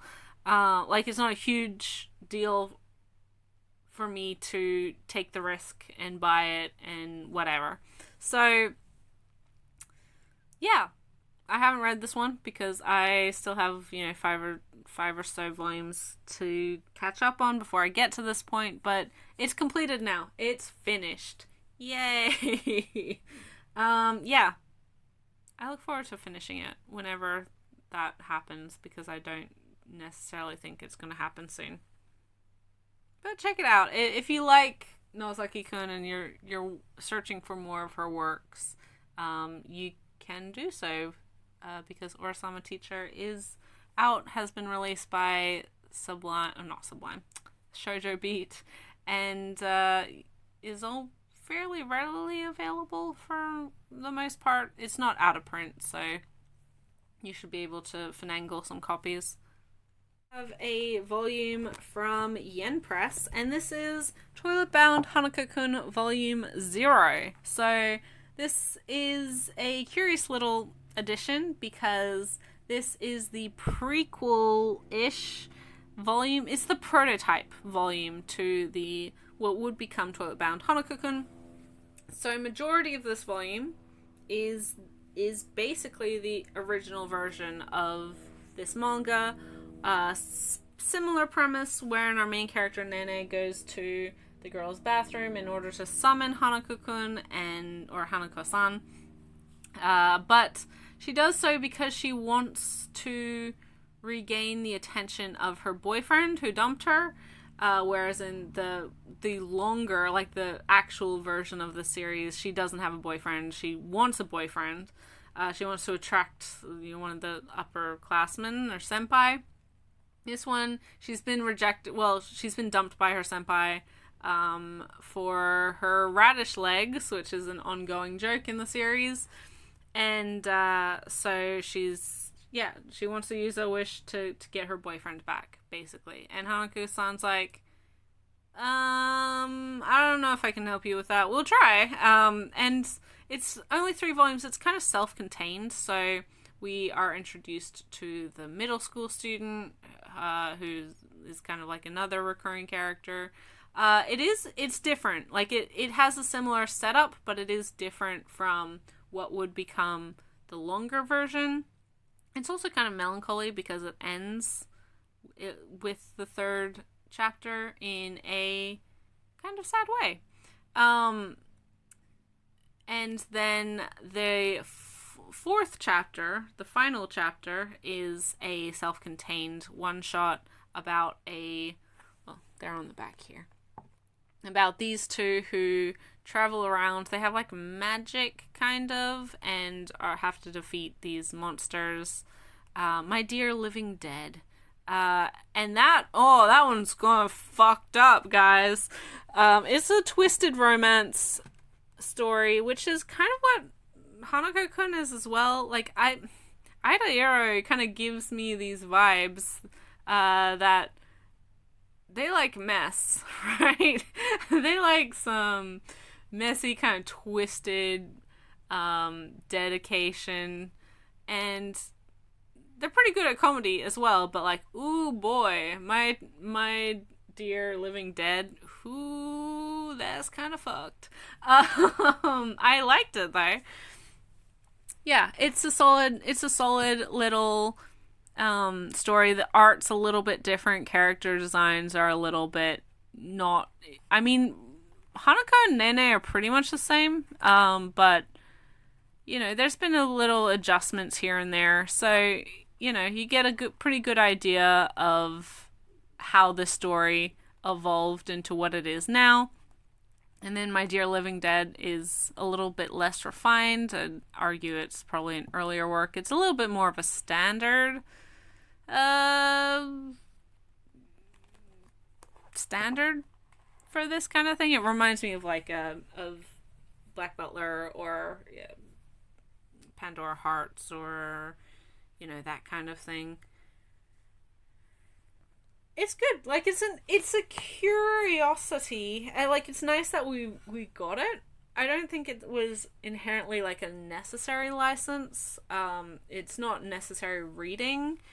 It's one of those things that if you're a big fan of Hanako-kun, it's cool to have, but you're not losing anything out of the reading experience of the main series if you haven't read this. It's just if you want to see more of Ida Iro's works, then this is a pretty cool way to do that, especially because I don't think they have any other major manga series. So, that's cool. I don't really know what to say aside from that.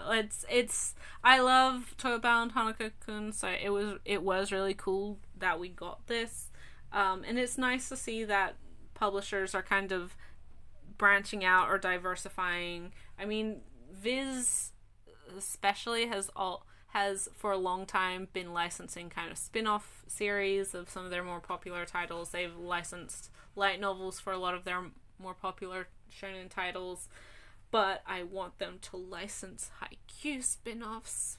That's where my money's going. I don't care about Jujutsu Kaisen's light novels and such. I mean, it is cool that that series got its volume 0, because that is a proper prequel. But it's interesting to see publishers be like, oh, I mean, I don't think that they didn't know that fans would buy alternate or additional works by the same creative teams or from the same universe or whatever. But I do think that, again, it's an indication of how healthy the manga market is right now, that they are seeing that there's a value in doing that. It's not inherently a risky endeavor.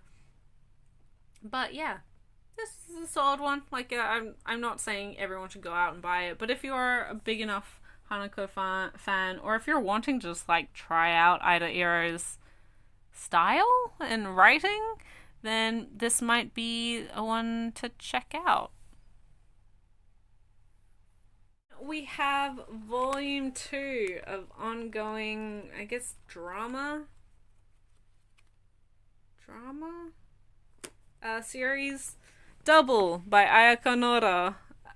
This is from Tokyo Pop, obviously, as if you couldn't tell, and is the story of 2 actors who are in the same theater company and who are kind of very codependent to a fault. One's basically the manager of another, and because there's one guy who's quite handsome and he's a good actor, but he doesn't have a lot of personal motivation. He loves acting, but he just cannot run his life, right?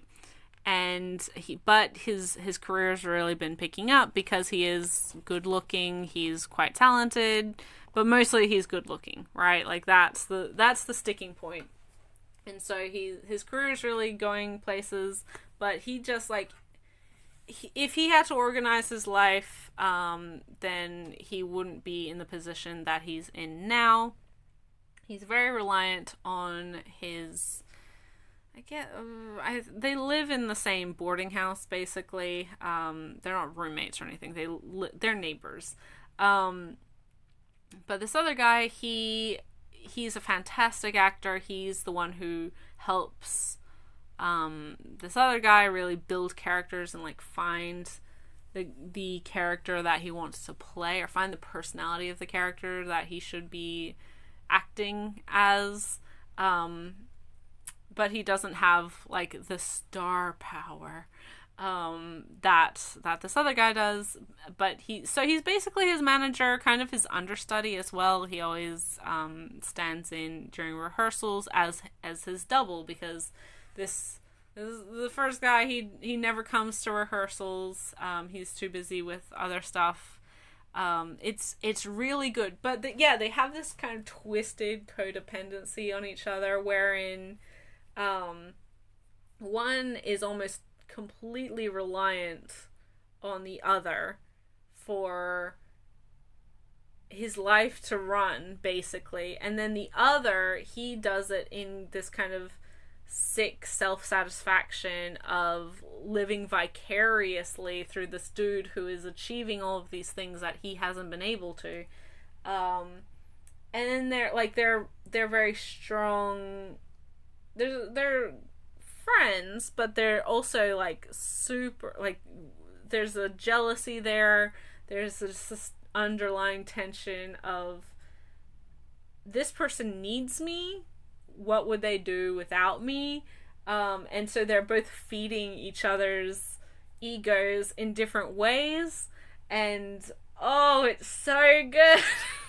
It's so good. I really enjoy this series. If you like this kind of thing, absolutely try it. Like, again, I know it's a Tokyo Pop title, which makes it kind of problematic to recommend, again, especially if you're someone who is still wary of Tokyo Pop. Understandably, do not blame you. But this is really, really good. It currently has a live action adaptation filming. I don't think it's out yet, but I can't remember if it's going to be a full drama or if it's just going to be a movie. Doesn't really matter. There's a live action adaptation coming up soon. I see it being tweeted about, which is how I know. But yeah, this is good. This is a good volume, and this is a good series. And if you like drama, if you like theater kids in drama, I say these are all adults, but you know, this is theater drama, which is the most drama-iest drama around. Absolutely check out Double, because it is worth your time and money. It's very, very good. Speaking of theater drama, we have the last for ongoing general manga, quote unquote, is volume 4 of Kageki Shoujo by Kumikosaki. This is a great series about the Takarazuka and the girls who are trying to be in the Takarazuka. This, if you're not familiar with what that is, it is the all-female theater, all-female theater in Japan, wherein actresses play every role in their productions. And our main character, she is really wanting to join this particular school, which feeds into Takarazuka. It's like a training school, right? And because she wants to become a top star, which is like the best of the best, the most important member of any troupe, because she wants to play, you know, the leading roles. Most notably, Lady Oscar de Georget from Rose of Versailles. And then, you know, it's also there's a whole bunch of girls, and there's always like rivalries and friendships and challenges, and them developing their acting careers and learning. And with Takarazuka, there are actresses who only play male roles, and then there's actresses who only play female roles, and they never switch, from my understanding. So from very early on, like, you figure out which one you're going to be, and then if you're an actress who only ever plays female roles, you could become like the top female character actress, but you will never be the top star, because that's reserved for only like the top actress to play male roles. It's this whole thing. There's all this hierarchy stuff. This is really good. I really enjoy it. If you're even remotely interested in Takarazuka, I would encourage you to try it. It also had a recent anime, very recently, so maybe check that one out. Fantastic protagonist. She's really, really wonderful to follow. A lot of the girls, really strong personalities. It's really interesting. And of course, then it dives into a lot of issues that are pervasive throughout, throughout any kind of industry that is reliant on young women. So modeling, athletics, like gymnastics or ballet, or all of these things, acting, obviously, things like eating disorders and the warped self-perception and harassment and sexualization, and dealing with creeps and all these things, right? It's very good. It's very good, and I am really happy that we've seen this do so well for Seven Seas, because for those who don't know, it was kind of like a prequel volume called Kageki Shoujo The Curtain Rises, which was released in an omnibus at 3-in-1, and that is like the original start of the series, but then it had a soft reboot, sort of, after those 3 volumes, and became just Kageki Shoujo, which is what this series is. And that's just hit 12 volumes in Japan, so I look forward to reading more about these lovely girls. On to the BL and Yuri manga. First up, we have one large trim series. This is from Seven Seas and is a sequel to another single volume. One that I really loved the first volume of, and so I picked this up immediately when it was available. This is Restart After Growing Hungry by Kokomi.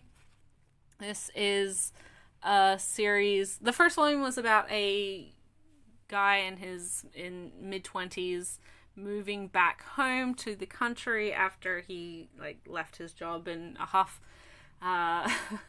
and his relationship with a guy who, in the 10 years since our main character has been there, has moved in. He was adopted by one of the neighbors, and so he's kind of really well known in the community, but our main character has never met him despite them being the same age, because our main character, protagonist, he left, to start high school, and this guy was adopted when he was early on, high school age. And it's their relationship. The first one is about them getting together and kind of being friends and then getting together. This volume is set several years after that first volume, 3-4 years afterwards. And they've been together for a long time, but they're still kind of just living their lives kind of the same way that they were. They both still live with their families separately. They've never really made it official or announced that, they're dating to other people. Their family and friends know, but they've never, announced it to the world. They don't really have any plans to move in together or anything like that, but they see each other all the time. They're literally neighbors, and they're always their families, as I said, know about it. They're happy to support them, yada yada yada. But part of this volume is that discussion of commitment, right? So they've been together for so long, and they obviously care about each other and love each other, although there hasn't really been that, for one of our characters, there's never been that announcement of I love you. He's never said the words, which is kind of a sticking point for him, because it feeds into his own personal history and kind of the trauma that he's had growing up and stuff. Meanwhile, our other character is kind of considering this idea, or he hears about kind of the neighboring area or their area recognizing same-sex relationships in a similar way to, marriage. And he's not, he isn't really taking that much interest because he doesn't think that there's a need for them to change their relationship or how their relationship is recognized. But but he decides to mention it to his partner, and he kind of really doesn't have any reaction, and that kind of pisses him off. He's like, I thought you'd be super excited, like this is, I wasn't expecting. So there's kind of like some unresolved tension going on there. And again, it's that part of this volume that I really enjoy was they're arguing and they're not like exactly happy with each other. And for our character who was adopted, he kind of sees that, like, he's stressing out about it, because he's had this somewhat unstable upbringing. He's never known his family. He feels used to being abandoned, and so he's almost ready for like their relationship to be over, which he doesn't want. Like he doesn't want them to break up, but he kind of just assumes that they will because they've had this argument.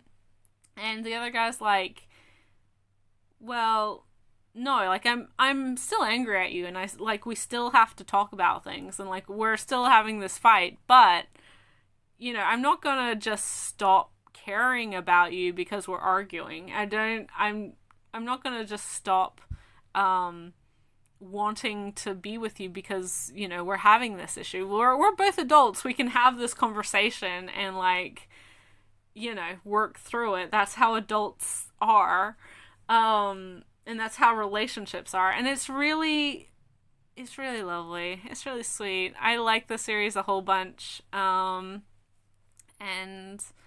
yeah, this is the second one. It wraps up the story really lovely. And I am so happy that that we got the series. I'm looking forward to more BL from Seven Seas if they decide to license it. But yeah, cool. We have another sequel volume, continuation sequel volume, for a Tokyo Pop title, Tokyo Pop BL, Dekoboko Bittersweet Days by Atsuko Yusen. This is my favorite of Yusen's work. And this is the story of, the first volume was about two high school boys who are childhood friends, getting together, their relationship, right? The start of their relationship. This is a year or so later. They've been together a little while, and they're heading into graduation. They're thinking about their futures, and one of them is like all pretty gung-ho about like figuring out like their living arrangements. He's thinking about like what they're gonna do if he's hoping that they go to the same university so they can see each other all the time like they have been, and maybe getting a place together so they're living together, all these sorts of things. But then that's not really what the other guy wants to do. He has plans that will mean that they won't be together as often as they were. It dissolves into this pretty large argument that carries them through the rest of the year, and they don't really make up until kind of last minute. It's very good. I'm a sucker for the series, and then it has kind of later stuff as sequel, so extra. It's good. It's super sweet. I like the series. It's a little bit spicy, and I like the little glimpse into the future that the series has as well. I don't know, I'm a big sucker for this kind of thing, and I think it wraps up, again, the story of these two characters very, very well. I do appreciate when a story about, like, high school relationships can follow these kids out of high school, because, the reality is that typically a high school relationship doesn't last that long. I mean, most relationships can at that age are, don't end up working out. But yeah, it's just sweet. It's just a solid little story. I like these characters. I like how they handle this kind of miscommunication stuff. Although they're both being very bullheaded about the argument aspect of it. Yeah, it's very good, and I think if you enjoyed the first one, you'll like this one. We have a June title, actually. Oh my god. When was the last... Well, not that long ago, actually, because of Twittering Birds. But this is Volume 1 of Only the Flower Knows by Ryotaro Takurai of 10 Count and 7 Days Popularity. She also has a series, Grenelier, something along those lines, which is not a BL, but fantasy series. And this is a series that I read in scans so long ago, like 10 years ago. I really liked it. It's what really got me like interested in Takurai's work. But it was one that wasn't available. I think it might have had a digital release a little bit later, but not one that was very good necessarily.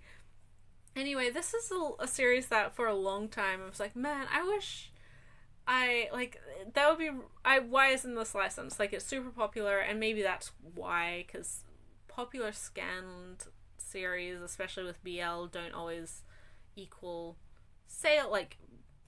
money sales. But having said that, I only read it the one time, and I liked it. Like, it had a very positive impression on me, but I couldn't tell you a single fucking thing about what it's about. Like, I have zero clue. I haven't had the chance to reread this one yet, but I'm pretty sure it's about university students. And maybe they're working together in like one of the university labs. I don't really remember at all. And this is also a series that is like, it's got 2 or 3 volumes, so there's... I don't think I read the whole thing. I don't know. It was literally a decade ago. I could not tell you. But I was very happy when this got announced. Well, I was happy in the way that, like, I'd be happy about any print release. I was unhappy that it was June, but, I'll take what I can get. And they have been a little bit more consistent with actually trying to put out books on a semi-regular basis. But, like with all of their titles, you should get them sooner rather than later, because who knows how long they'll stay in print. Not me, I sure don't know. But otherwise, yeah, it's good. It's not like there's nothing explicit in here from what I remember. It's pretty typical art style for this creator. If you enjoyed 10 Count, or at least the art for 10 Count, then this is an earlier work, but it's not like super different. There's not a huge stylistic change or anything. I look forward to, like, revisiting the series, and in a proper, like, licensed, legal way. And I'm glad that more of Takurai's stuff is coming to print, transitioning to print, because I do like her works. Not a fan of 10 Count, but I do like her works overall, and I hope to see more. Last BL we have, I haven't taken out of the cling wrap.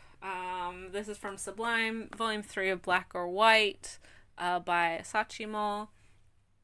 Yeah, this is about 2 actors. One who's like Mr. Popularity, teen heartthrob, voted #1 sexiest man, very popular actor. And then his boyfriend, he is not nearly as popular. He kind of only really gets stereotyped and cast as like villain characters, but recently he's gained a bit more popularity after he's been a bit more public with promotions and stuff. So it's about them navigating their relationship whilst hiding it from the public eye, and there's some conflict with having a very public life but trying to maintain that private life, not only for the good of their careers, but through maybe like misplaced jealousy and things like that as well. It's good. I haven't read this volume yet, as is evident because the plastic's on it, but I do enjoy the series, and it's one that I look forward to whenever there's a new volume. For manga, we have a Yuri title. This is another release from Seven Seas, another creator that I just love all of her work. And this is Asumiko Nakamura's A White Rose in Bloom, a ongoing series about two girls in a boarding school who are attracted to each other, pretty much. I have said before that I'm not always a really big fan of like these boarding school or girls' school stories in Yuri. I think they can be a bit repetitive, a bit samey. What I do like about Nakamura is that she has such an atmosphere to her art. Like, she can just build a undercurrent so readily with her series, and I'm always super excited whenever a new one of her titles is released, and which we have a couple ongoing, a BL title in this one, and then we have another one of her titles recently licensed that I'm looking forward to. There's a lot to love with Nakamura. I think her art style is just gorgeous. I find it really interesting with how she portrays the day-to-day lives of the drama of this kind of public or this private girls' school. It's good. It's really good. And yeah, I mean, obviously as a Yuri fan and as a Nakamura fan, I would be amiss not to be reading this, and it's just as fantastic as I've always wanted. And it's like, you get a little bit of Yuri from her other series, her other book, Maiden Railways, but it's nice to see her dive fully into a Yuri series like this, because she's quite versatile with her writing, and yeah. More Nakamura is always a good thing. I will never complain about not having enough Nakamura, because I'll complain about not having enough. We'll never complain about having too much, because we need all of it. All of it. So we have like an English language comic that I follow the artist on Twitter and social media. I've discovered her work through like Yuri and Ice fan comics, but this is her original work that she's published on, I think it's on Tapas. I don't quite remember. But this is volumes 1 to 4 of Two Sizes Too Small by Mizore. So that's the first one, second one, third one, and fourth one. It's a BL comic about a guy who's tall and a guy who's short. And it's pretty sweet. It's kind of like I don't want to say opposites attract. Well, it is kind of an opposites attract one. We've got a kind of reserved, cool, tall glasses guy, and like a small, enthusiastic, energetic, short blondie. And it's their love life. That's what it is. Their love life together. It's their relationship. And you know, if that's what you want, then I'll put the link to her shop down below. I don't know. I would say that all of these are still in stock. The third and fourth volume are the newest ones. 1 and 2 came out. She's had a couple different editions of them, but I think she's just, because the comic is wrapping up, she just decided to like standardize it, so you can get the whole series from her website or her web shop. Or check it out on Tapas as well. Tapas or whatever webtoon where I can't remember where it is. I think it's Tapas. But yeah, it's good. It's exactly what it says on the tin. I really like Mizore. I think her art's very cute. Yeah, I'll see if I can. I like her expressions a lot, and she has pretty good comedic timing. Yeah, it's just, it is what it is. I like you. So, there you go. 2 sizes too small. Check it out if you haven't, because it's well worth the read. Next, I got a fan book that I kind of forgot that I ordered. Which is not a good thing. Like, that might be a testament to something. But this is I have a similar style of fan book where it's meant to mimic a magazine. So this is To the Top, a Haikyuu National Team Players special feature magazine. So it features the Haikyuu characters that at the end of the series are on the Japan's national Olympic team. So Hinata, Kageyama, and Ushiwaka. Like there's a lot of there's a lot, and then we've got like Atsumu. Oh my god. Plus like friends and family and other such. Some great little like the Onigiri Miya adverts.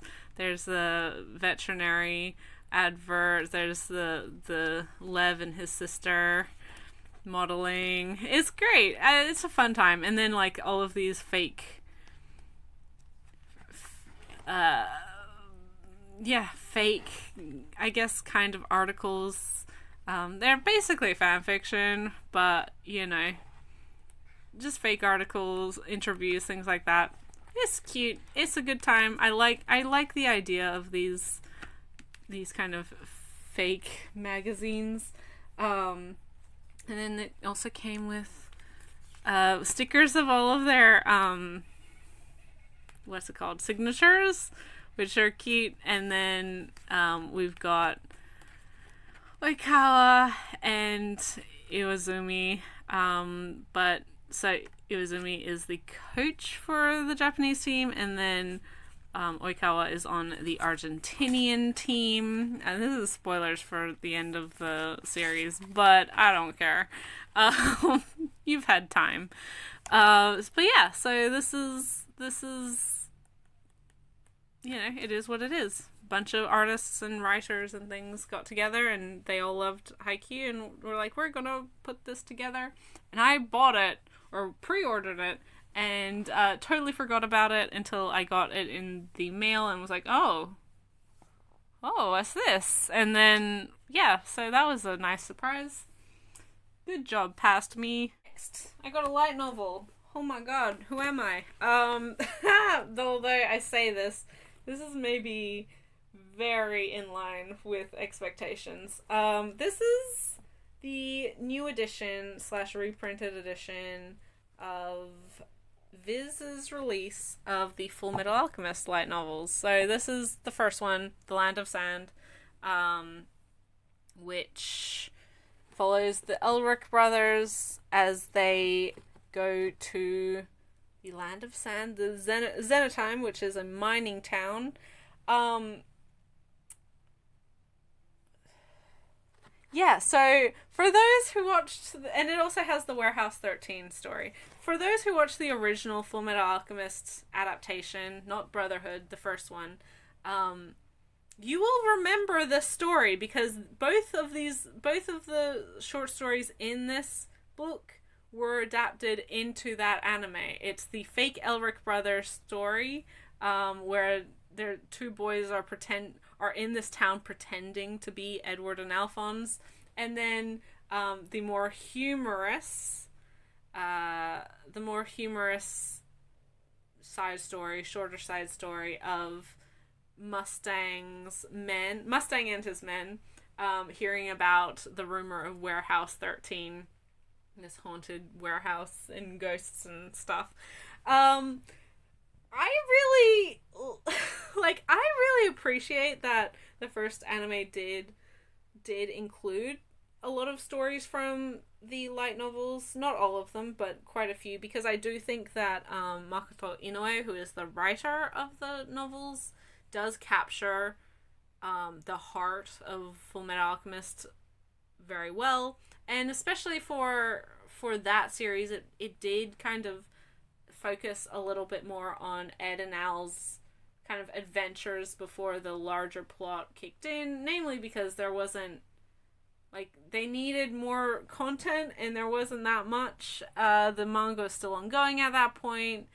We know that had like an original ending, so it did its own thing after a point. But the early stuff of that you won't find in the manga, so like the fake Elric brothers, this Warehouse 13 stuff, the train hijacking, that came from the novels, and it's having already read the novels, because like, as we know, I am an unabashed Fullmetal Alchemist fan and have been for many, many years. This was always a series that like made sense at the time for Viz to license, but the interest in light novels just wasn't there at that point. The adaptation, or the way that they released them, translated them, was very focused on like middle grade reading, like, and these are not super like, these are for middle school students, all right? Like, they're not super complicated novels. They do feature illustrations from Arakawa. There's one. But, you know, I haven't done a one-to-one comparison yet, but I would expect that these new editions are maybe cleaned up a little bit to feel less like you're reading a Goosebumps novel and more like, wow, okay, this is like, there's a little bit more going on. I don't feel like I'm a 10-year-old reading it. I feel like I'm my age reading something that's probably more appropriate for a middle school kid, but like, it doesn't feel like I'm reading junior fiction, which the original version did. As I said, I haven't done a one-to-one comparison on it yet, because I just haven't had time. My life is busy. I don't have time to do all that. But I mean, these are not must-reads, but if you're enough of a Fullmetal fan and you don't mind the odd light novel, that this is worth checking out. They are good franchise books. I think there's a lot to like with the series. Arakawa is a big fan of how Inoue Sensei, you know, captured her characters. And also, like, it's pretty cool to see like where some of these inclusions from the first series actually came from. You know, it's solid. I wouldn't say go out, like, everyone must go out and buy this. It's certainly something that's more so focused on Fullmetal Alchemist fans. But if you're a Fullmetal Alchemist fan, if you want more content, like, obviously the manga's finished. The Fullmetal editions of the manga are almost complete. It's had 2 very good adaptations, one more accurate than the other, but both are fantastic. A terrible live-action adaptation, some pretty solid video games from what I'm understanding.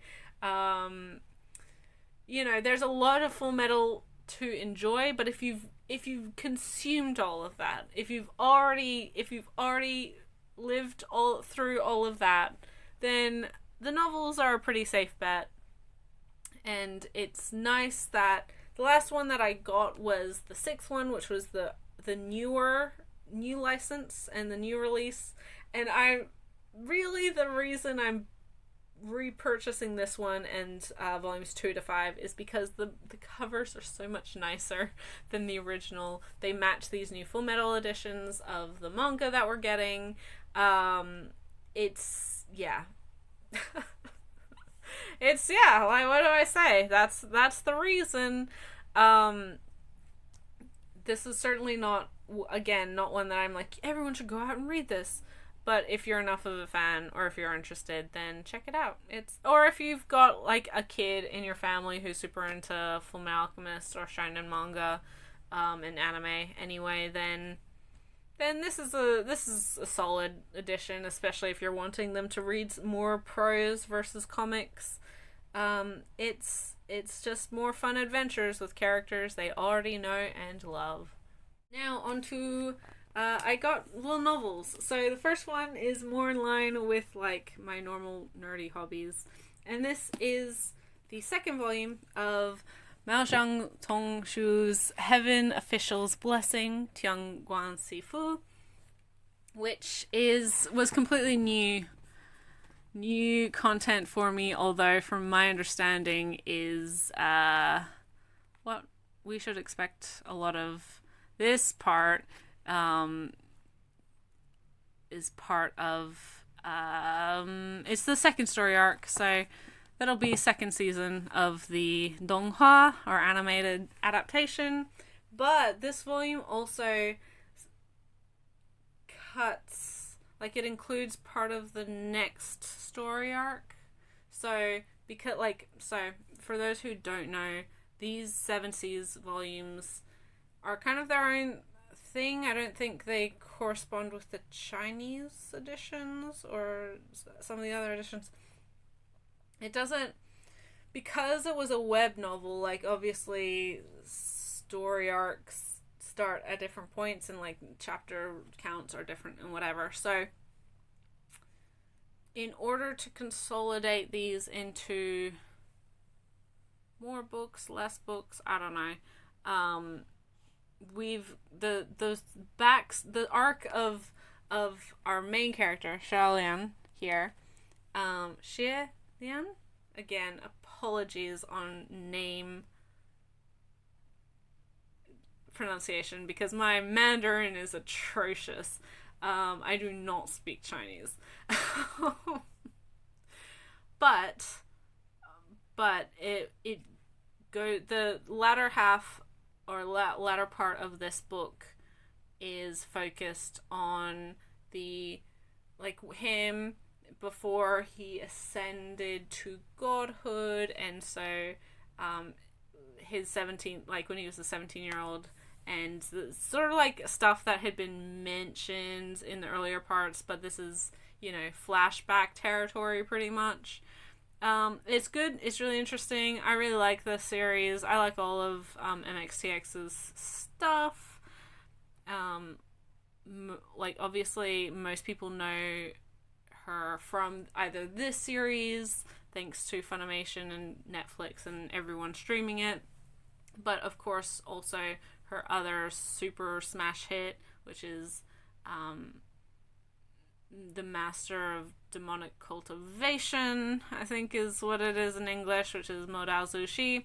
And then her third least popular or less popular title, which is Scumvillain's Self-Saving System, which is also fun, but doesn't nearly have the popularity of these two.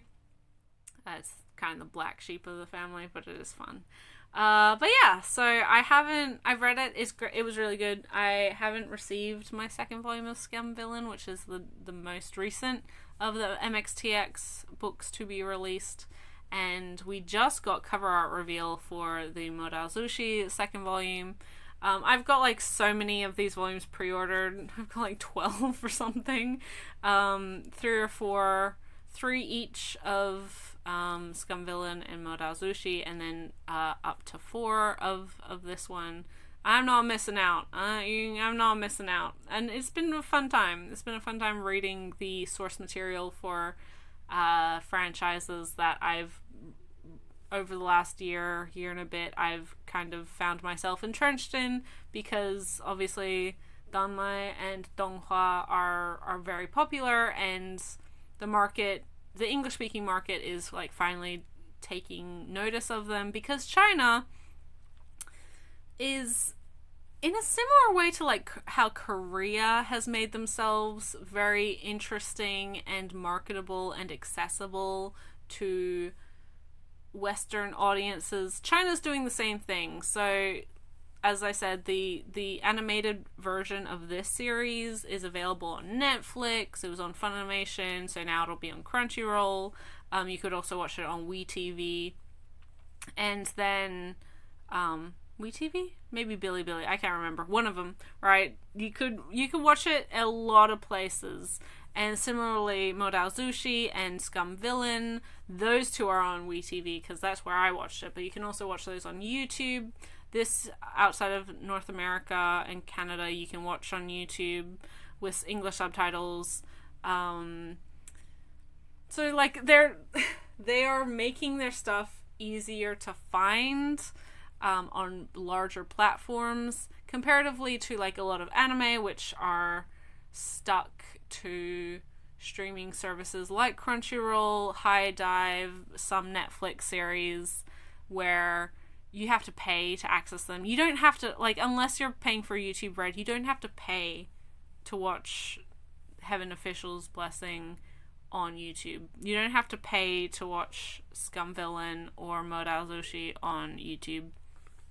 Which is smart. Like, that's how you get fans, right? Like, that's how you open up to an international audience. And in the same way, like, with K-pop, with Korean webtoons, making things accessible means that you have people who are interested. That's how you make yourself more popular. That's how you gain an interest. And for anime, a lot of that, and manga, a lot of that awareness or accessibility has always been done through illegal means, whether through scanlation or fan subs, historically, right? Like, now we do have a lot more accessibility, but that is also changing a lot because of consolidation of companies and buyouts, mergers, acquisitions in the US. So again, this Funimation, Crunchyroll, smushing together, Netflix, the idea of Netflix jail, and Disney now bidding on streaming anime. Like, there's so much stuff going on, but Japan's always been more worried about protecting their IP and having complete control over their artistic works, which is understandable. Like, that's not a bad thing, but in doing so, they've always made it harder for people outside of the country to access those works. And I think, we've seen a huge shift in how things can grow such massive global communities and popularity through, like, K-pop music videos and donghua really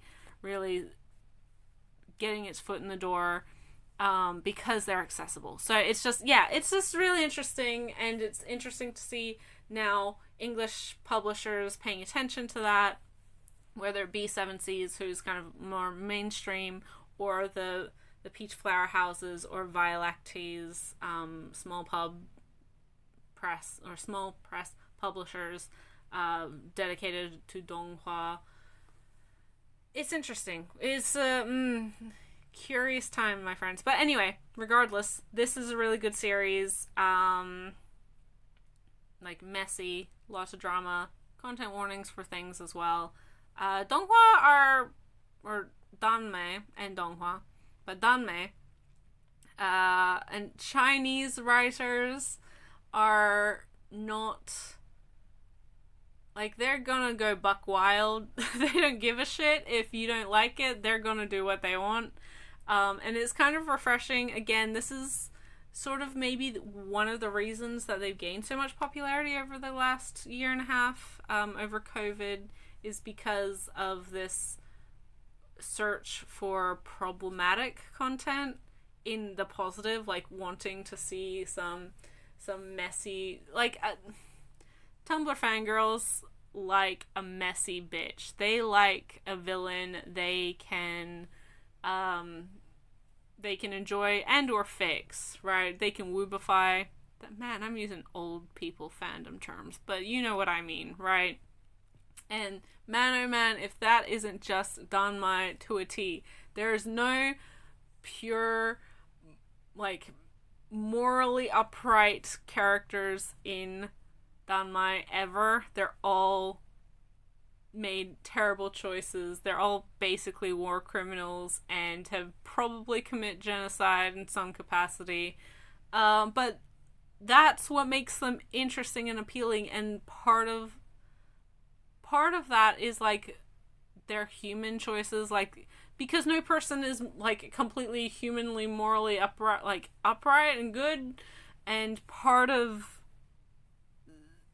what Danmai is pulling from is this idea that you can make really bad choices and you can cause a lot of problems and you can do bad things, but sometimes that's out of your own sense of what is right in the moment, or this moral obligation, or this idea of duty, or even just like the self-preservation thing. Like, can you really fault someone who might have killed someone as self-defense, or in order to, like, you know, protect the people they care about? Like, yeah, sure, it's also bad, but also, you know, maybe it's understandable. And, like, I'm not trying to downplay all of the terrible shit that Danmei characters have done, because there's a lot. They've done a lot of crimes. They are literally the be gay, do crimes meme. Literally.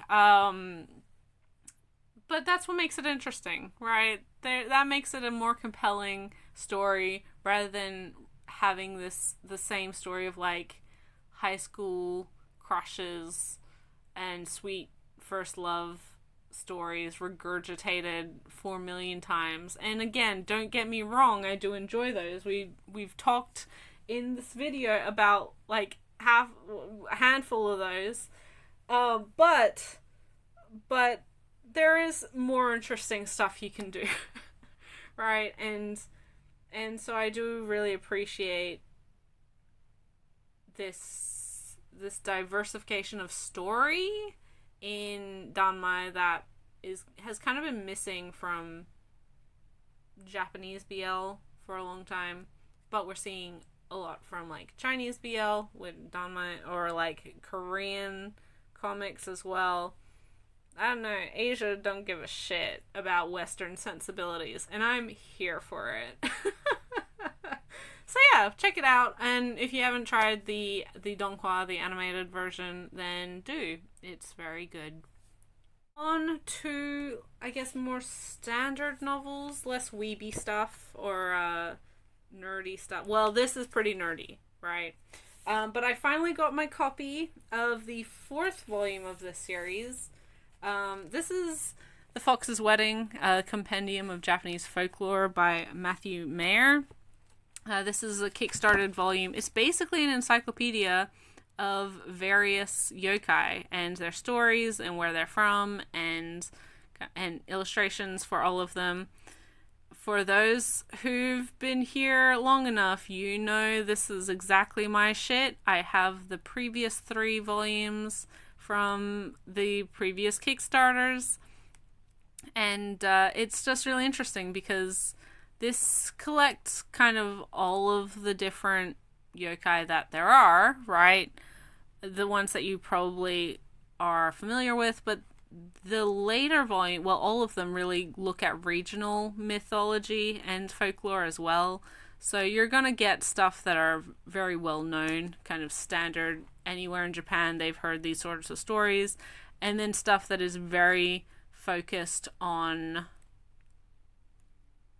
like, particular regions. This one, they all have a theme.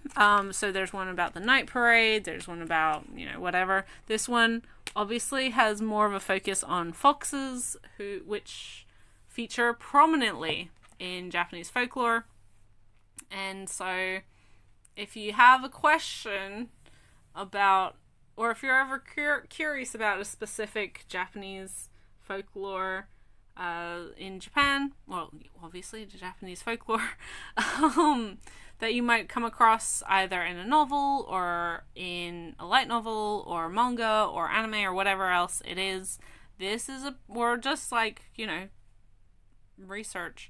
then this is a great resource. I love them. I think they're just great. And I don't know if this is the last one or if Mayer is going to be doing more, but I will continue to support them for as long as they keep being released. That's it. I really think it's a good investment if you're interested in countries like various folklore. I also think it's great if you like just kind of illustrated stories or illustrated encyclopedias of this nature. It's a good investment. There's also like I don't know if there are hardcover releases. There's ones that come with like slip cases. I don't get those because I'm sure they're lovely, but I'm happy with the paperback. It's fine. I'm happy with the paperback. But yeah, maybe check it out. I might, if I can find where he sells them. I'm pretty sure he has a storefront, so I'll link that down below if you're interested in getting your own copy. In novels, we have, or books, we have a novel. This is the only fiction novel. It's one that I've read already. And because I love this author, and when I found out that the US was getting their own edition, hardcover editions with artwork by the author, I was like, oh no you don't. How dare you? And then I bought it because I love her artwork and I really enjoy her novels. They're all YA, but I think they're really solid, just fantastic. This one I think only came out last year, maybe the year before, and I read it and I loved it. And so this one and another one of her books is getting a similar release, hardcover with artwork done by the author. So I'm kind of got my fingers crossed that Scholastic US are gonna reprint all of her books in this style, and I will buy them all. I will repurchase them all. Don't try me. I will do it. This is Loveless by Alice Oseman. This is the story of, I think, a university student who once getting to university, like, this is a teenage girl who she's kind of never been that interested in romance or relationships or love or anything, and but it's, girls especially are socialized to be like, oh well, you'll find someone, you'll grow into that, it's as someone who's heard that. And I'm not, I am romantically inclined, but, that is something you hear a lot. It's like, oh, well, you'll feel different about that when you grow up. Of course you want to fall in love and blah, blah, blah. And, girls, again, are fed this media diet of, oh, it's fantastic to, find your true love and, soulmate, whether it's Disney movies or chick flicks or romantic comedies. It's a lot of media for women and girls is focused on that happily ever after love story. And so when you've grown up with this, when everyone's telling you falling in love is one of the best things that can ever happen to you, you start to feel oh well, then obviously it will happen. It's important for that to happen to me, and that's something that I want. But once our main character gets to university, she's kind of she's introduced to this idea that, hey, you might not be interested in wanting romance in your life, and that's totally okay. She gets introduced to the idea of asexuality and aromanticism, and so this book has an ace protagonist for those who are interested in ace representation. Alice Oseman, all of her books are very solid, and her comic, which is Heartstopper, which is getting a Netflix live action. You may have seen the trailer for. I love the comic. I've been following it for a while now. I backed the Kickstarter for the very first print volume of the comic. And all of her books, her novels, as well as her comics are set in the same universe, which is modern day, like London. More specifically, like this particular area.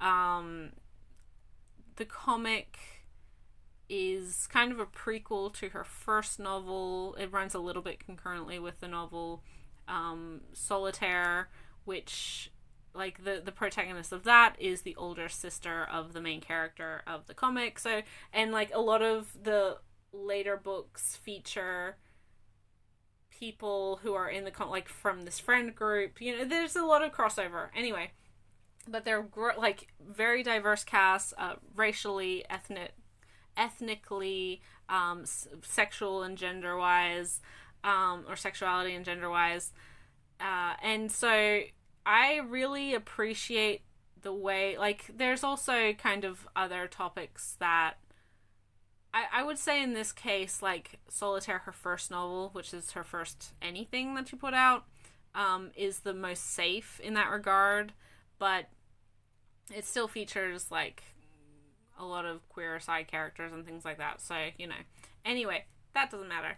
Loveless is really good. All of her books are really good, but Loveless is really, really wonderful, especially because I know that it can be really difficult to find, very positive, era ace especially, but just ace generally, representation in media. And I think that Osman always writes her comic and her novels with this care, because she wants to give kids who are within these identities space, like actual, they can see themselves and have that reassurance from media, like, you're not broken and it's totally okay if you're struggling with something, or you don't have to be fine, and sometimes, you know, you need to reach out to support systems and whatever else, right? Like, I think she writes really, really good novels that are messy, that deal with teens' issues with a lot of respect, a lot of strength, a lot of validation. It recognizes that being a teenager is fucking hard sometimes. Like, it really is. And it her works talk about mental health, again, that kind of how struggling with your sexuality or your gender identity can also, or just like a cultural shift, or cultural rejection as well, can really impact your mental health and your relationships and how you feel about yourself and how, like, the people you surround yourself with. It's just, ooh, it's good. But they're always hopeful. Like, they're always really great in being that, saying like, hey, life can be really shitty, and it's understandable if you find things really hard right now, and you're not, you know, stupid, and you're not overreacting about these things. And it's okay if you don't have all of the answers. You're going to be okay because you're amazing, and, you know, you deserve to be for people to care about you. You deserve to be taken seriously. You deserve to be upset about the things that upset you. But, you know, life can be really shitty and hard, but also life can be fantastic and amazing and wonderful. And when you find your people who understand you, your life's going to get so much better. And you will find that. Like, that's just, like, perfect teen. Like, I think that's just the perfect message for teens, right? Like, because, you know, we all struggle. And some people have a lot more struggle in their life than others. But we all deserve that acceptance, that finding people who understand you, or at least can listen to you and accept you for who you are. And Osman always does a really good job at that. And Loveless is great. I encourage you to read it. If you haven't, I encourage you to read all of her stuff. I encourage you to read Heartstopper before the Netflix show comes out, because I don't know, like, it looks fine, but I kind of am always wary about adaptations. And it looks fine, but I do really like her artwork, which I think is really cute and sweet. And captures modern day Western society, especially modern day England, more than a lot of just like incredibly white shows do. The diversity she has in her series is fab. And yeah, check it out if you haven't. The rest of the books that I got this month are non-fiction, so if you're not interested in that, I'm sorry. You can leave now. That's fine. If you want to leave, that's fine. But I am actually really excited about these because I do like a good non-fiction book. This one, well, all of them I'm pretty excited about. Some of them I've read already, others I haven't. But the first that I haven't read yet because I only got it in the mail a couple days ago is Mother of Invention: How Good Ideas Get Ignored in an Economy Built for Men by Katrine Marsal. And I've read a little bit of this. It's very funny, it's smart, it's engaging, and is basically looking at how historically women's ideas have been ignored or dismissed or circumvented because sexism, basically. And also like how just structurally society is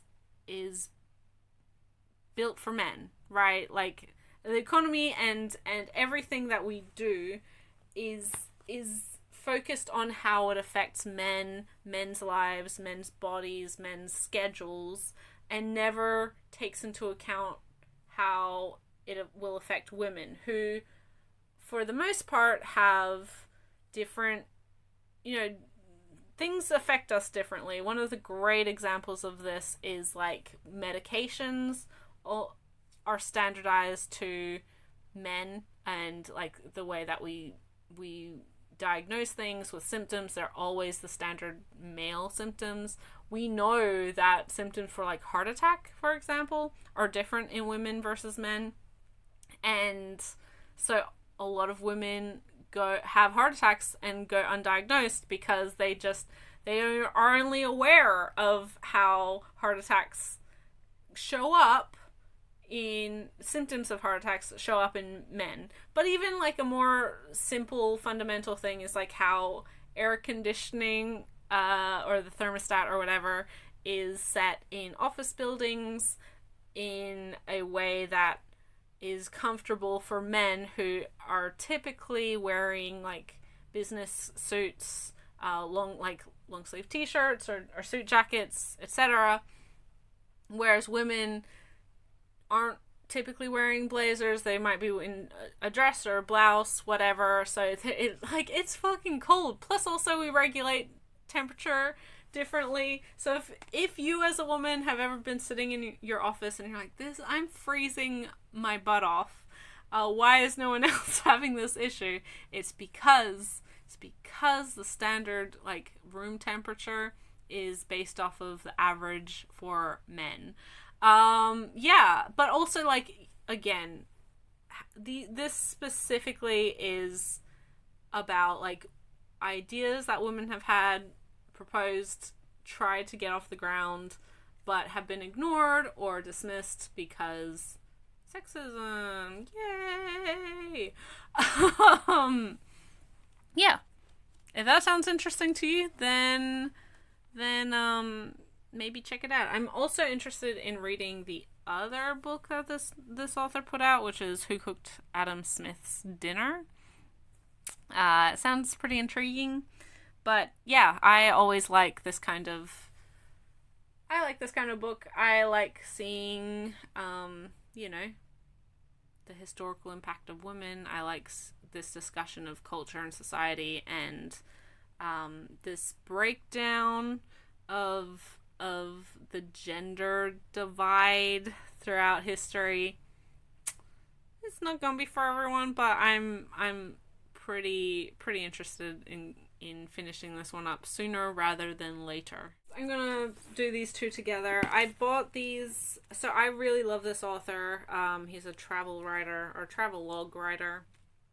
I have read pretty much his entire catalog. He's written other stuff, all nonfiction. He's an ex-journalist. I really, like, in high school, I discovered this author, and he's very funny, very witty. He has a very engaging way of writing about topics. As someone who's an avid traveler, I found his insight pretty fun and engaging, and you learn stuff when reading about his, specifically his travel books, that you don't ever even consider. Like, I read the one about Australia and I learned things, even about my own home state. I'm like, oh, wow, that's actually really interesting. Why did I never know that? I also, like, this is kind of a weird personal thing, but he's also the same age as my dad.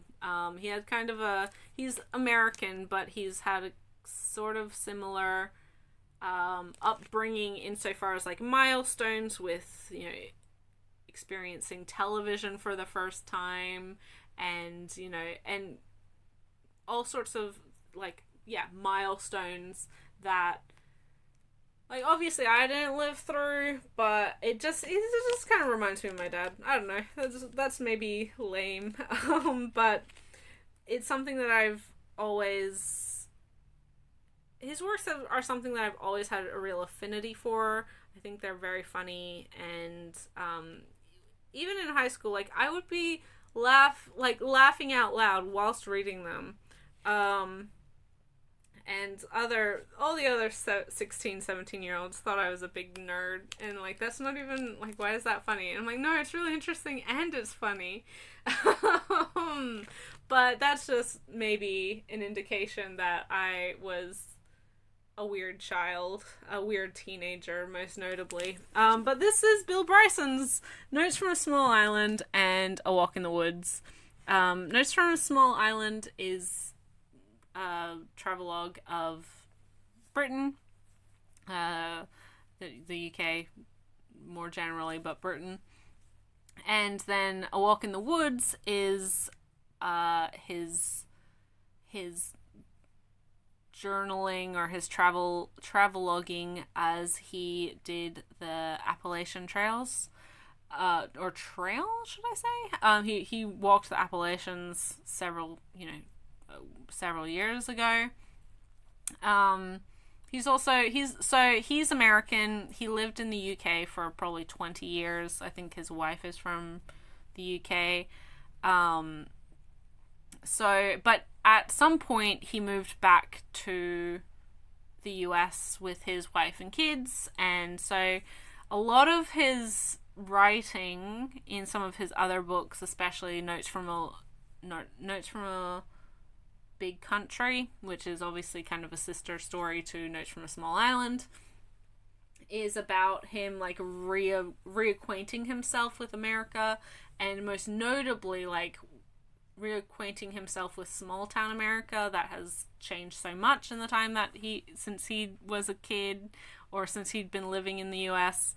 I think it's just, like, really interesting insight, and you can really tell his journalism background. I think he has a real way of finding an intriguing, interesting story angle. He's great at, like, finding really unusual facts and presenting them in really engaging way.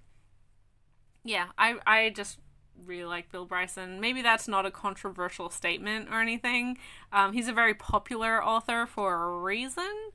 But so I think I own all of his books, most of, if not all of his books. But a lot of my high school copies are paperback, and so whenever I'm at, like, a used bookstore, or, like, a garage sale or whatever, I will keep an eye out for the hardcover releases of his books because I like having hardcover releases of books that I enjoy. So there's a reason all of the books that I have, or majority of the books that I have in this month's, collection, or this month's purchases are hardcover. That's the reason. I own both of these. I've read both of these many, many years ago. And I'm basically just upgrading my copies. And these are old books. Like, they're yellowing. They're not in perfect condition. But they're also old. And that's fine. I don't really care. Or I don't care. Not I don't really care. I don't care.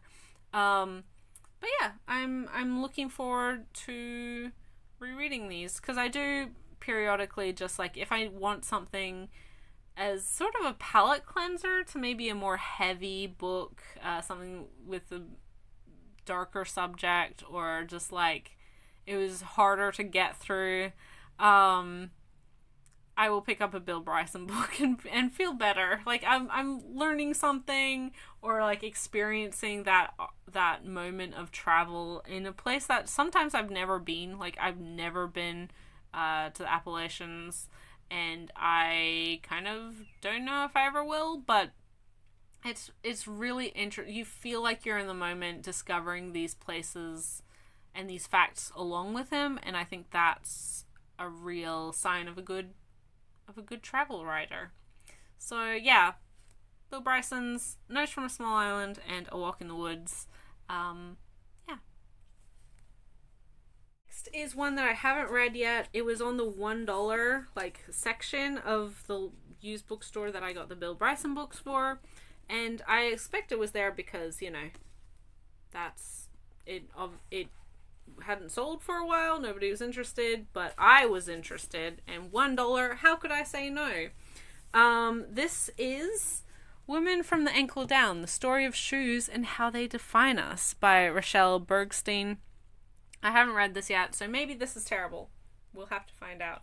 But this is basically a humorous journey and explanation of the various types of women's shoes, like why they are the way they are, but then also women's relationship with shoes, why there's this perception that women love shoes, or that like women have to have a lot of shoes.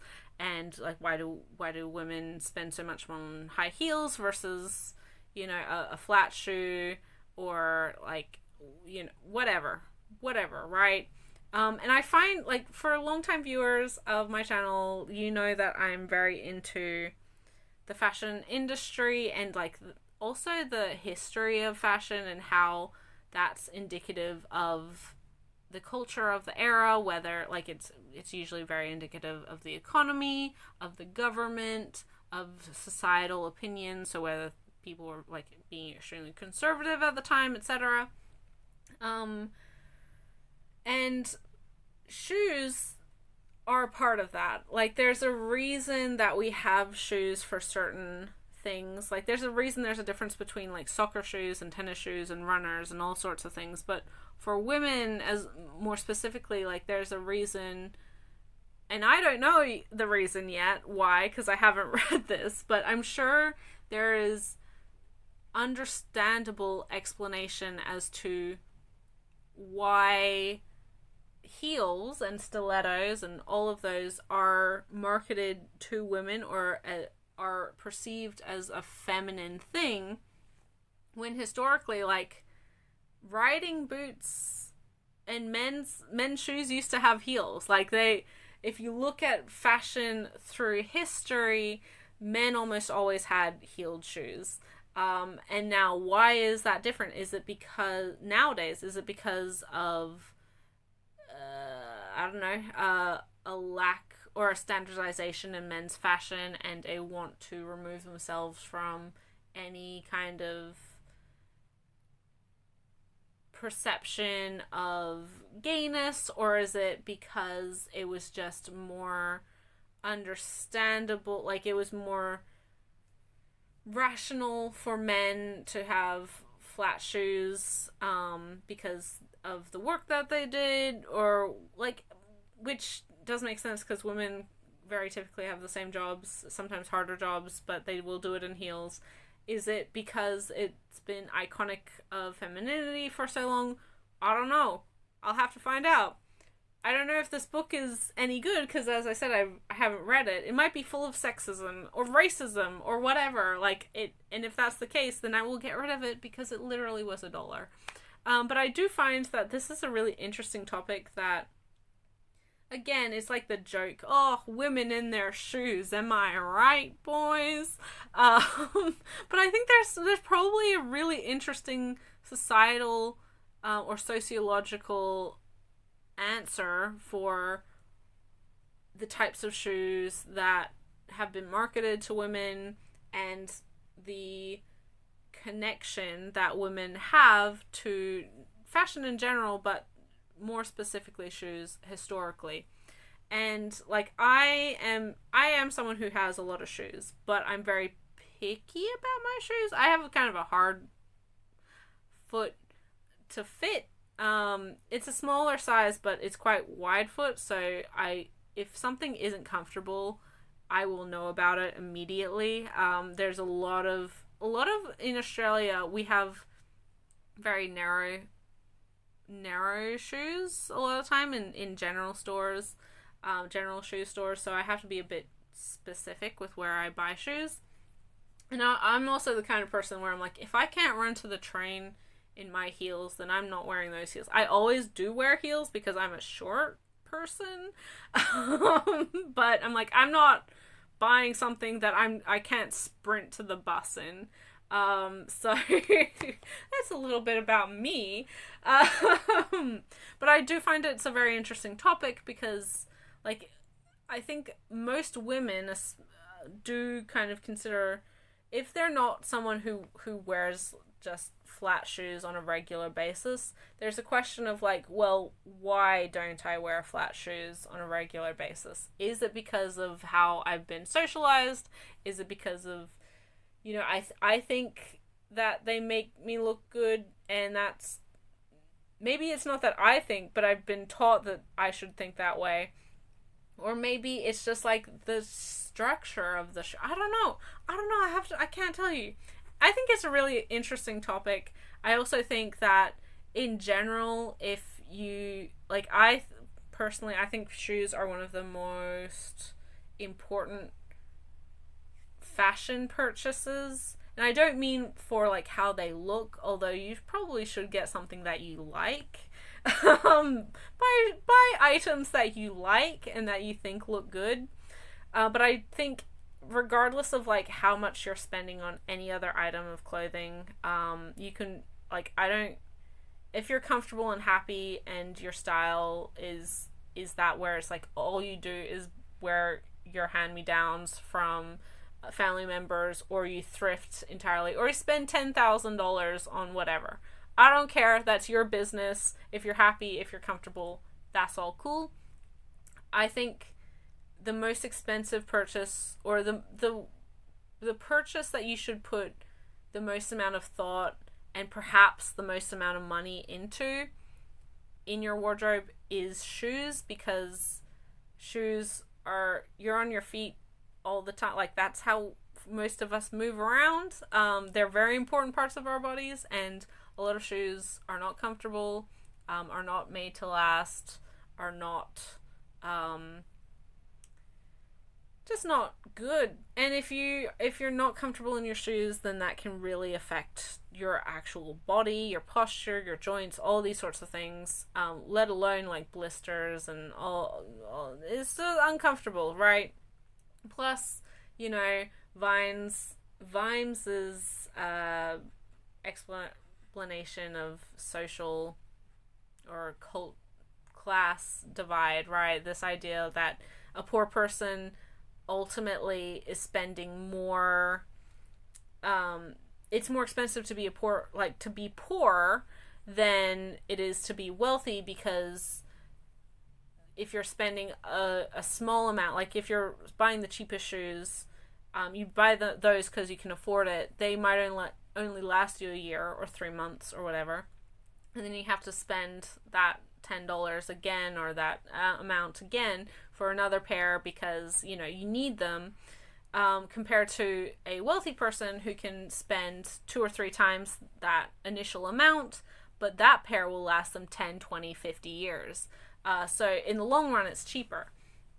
So that's how I always perceive it. Like, I think if you look at, and obviously, like, there are some instances where you just cannot afford the most expensive thing, but I don't think you have to buy the most expensive thing. I think you should get the highest quality made, constructed shoe that you can afford, or like within your upper limit of your budget, if you can help it, and look after those shoes so that they do last you 5, 10, 25 years, versus being like, okay, this throwaway culture of, okay, I need like sneakers and these ones are $10 and I only have $15, so like I need them. You just save up a little bit and buy something that will last, versus something that's cheap in the moment that you'll have to replace in 6 months' time. That was a long ramble for basically, like, I think shoes are an important purchase, and I do think that the history of shoes and women's relationships, especially to shoes, are really interesting. I'd also be interested to read a book about like men's relationships to shoes, because oh my god, if people, like, there's all the jokes, again, the sexist jokes of like, man, women and their shoes, but those comedians have never met a sneakerhead, and those guys are wild. So don't at me saying that shoes are only important to women, or like it's a girl thing to care about your shoes, because we know that that's not true.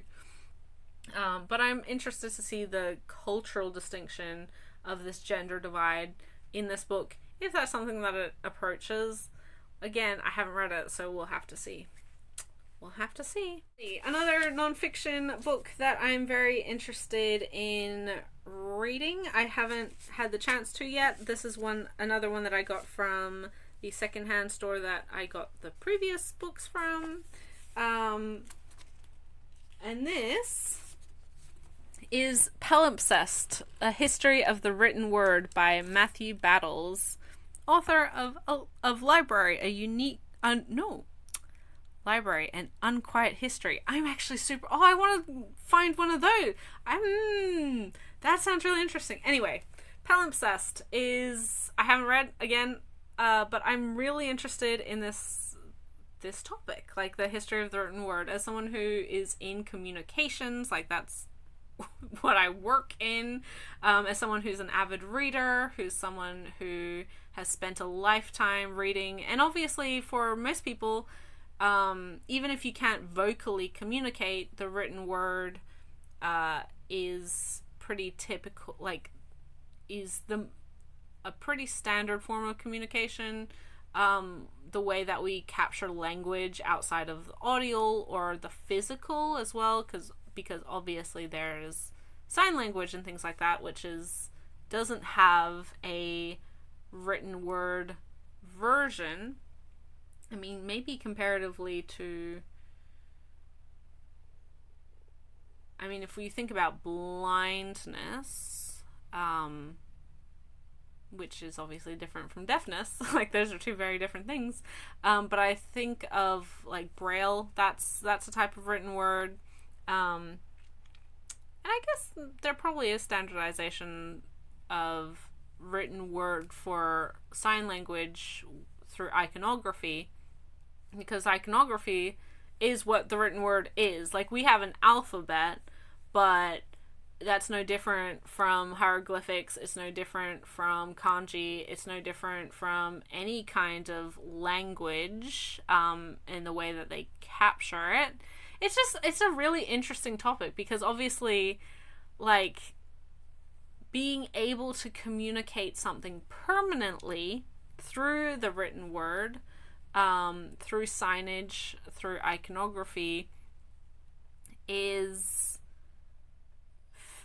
like, that's really important. Like, that's how we share knowledge outside of oral tradition and beyond oral tradition. Like, it's the sad thing about oral tradition is that with the loss of a culture, you then lose that whole culture's history, language, understanding of their society, etc. It's something you see immensely with indigenous groups across the world, where they were, their reliance was on that oral tradition of storytelling for history and yes, moral plays and things like that. Comparatively to something like the Bible or the Torah or the Quran, where it's those same kinds of part historical capture, like historical writing, part moral play, part, you know, fantastical adventure. That might get people hating on me, but like, religious texts are oral history, basically, of these themes and morals and parts of history and how society reacted to things and how we judge, like how society has judged crimes and things like that, which are thousands of years old, and so the people who have written those died many, many, many years ago. Newsflash, they died many years ago, but we're still reading stories that they collected or wrote, put together, deemed important thousands of years later. And so, like, I just find communication in general is such an interesting topic because it's very integral to the human experience. So yeah, that's me nerding out over a subject that I think is really interesting, actually. You can't make fun of me. I think this is really interesting, and if you don't think that it's interesting, then you're kind of lame. I kid. But I haven't, as I said, I haven't read this one. If I like this one, I'm going to definitely look up Library and Unquiet History, because that's also a really interesting topic.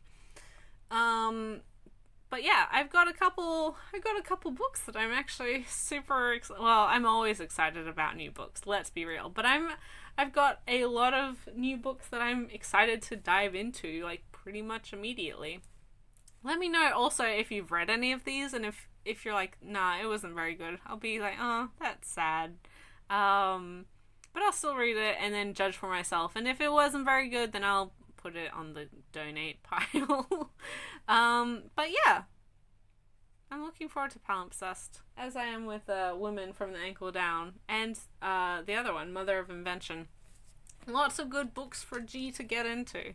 All of my comics and manga and novels and other such things that I got this month, well, the month of March for 2022, there's quite a bit, to put it mildly. Some that were expected purchases, others which were like happy discoveries. Lots of different types of manga, especially, but novels too. Let me know your thoughts and feelings, as always, because I like to hear your opinions. That's why I make these videos. Well, no, I make these videos because, I don't know, I like putting something into the ether to start discussions. But I do like hearing from you guys, and it's been, and oh my god, I'm filming this in April. I can't believe it's already April. Guys, this year is going so quickly. Oh my gosh. And we are, like, the whole world, well, especially here where I am, we're kind of in this period of transition. Things are finally opening up with COVID things. Things are changing. And it might be that we end up in another lockdown, because I don't know how Omicron is gonna impact my local area. It's not doing too well as it is. So I perceive that I might be spending a lot more time at home, which means that I can do a lot more reading just quietly. But yeah. Let me know your thoughts, feelings, opinions on any of the titles that I spoke about today, whether that be manga. If you want, chime in with your novel recommendations as well. I'm all ears for that. Do you agree with me? Totally disagree? That's fine. And if you leave a comment, I will try my best to respond. I read all of them, and I do always really appreciate them when I get them. Otherwise, you can also follow me on Twitter. And oh my god, you guys, I changed my Twitter handle finally. So instead of collecting G, which I wasn't very happy with for a long time, it is now G Reads. So it's GEE_READS. And I changed that mainly because I want this channel, like, one of the big things about this channel and, like, my online presence, I guess, has always been, I've always wanted to be more focused on the act of reading and this hobby as something that's, like, collecting is part of what this hobby is, but I didn't want my existence, even with this channel. I know I've just done like a big quote-unquote haul video, but I don't collect just to have a lot of books. I have a lot of books because I want to read a lot of books. I don't collect things, or I don't buy things because I think the spines look pretty on the shelf.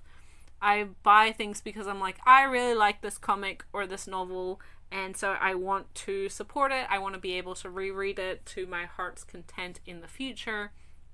And so switching my Twitter handle from the focus on collecting or a collection, and changing how I talk about my personal books as like a library versus a collection. Like, it's still a collection.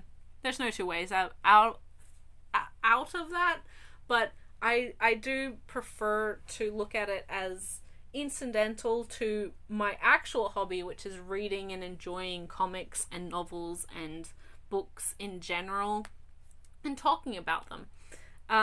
So yeah, you can now follow me on G_Reads on Twitter. You can also listen to the newest episode of Read Right to Left, the manga podcast that I co-host with my good friend Ray from Whimsical Pictures. We did a series spotlight on Mushishi.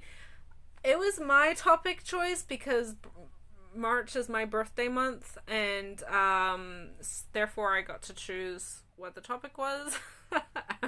I mean, we both choose together, but I chose Mushishi because it's one of my favorite series, and we talk about it at length. We dive deep into some very specific episodes and chapters. We speak in kind of interchangeably with the anime and the manga, because both are good, and they're story-wise, they're pretty much identical, or they are identical. So yeah, maybe check that out if you're interested. That's available on this channel, or you can listen to it on pretty much every podcasting platform. We're on Anchor FM, that's our main hub, but it's on Spotify and Google Podcasts and Apple Podcasts and all of those. Otherwise, yeah, oh my god, this is a long video as per usual. I knew it would be, but, you know, whatever. You guys know what you're getting into. If you are new to the channel and you enjoyed this, if you're interested in more videos, then maybe consider subscribing. I'd appreciate that. Or not. You know, that's also fair. But I will see you in the next video, guys. Look after yourselves. Stay kind. Stay healthy. And I'll catch you in the next video. Bye till then.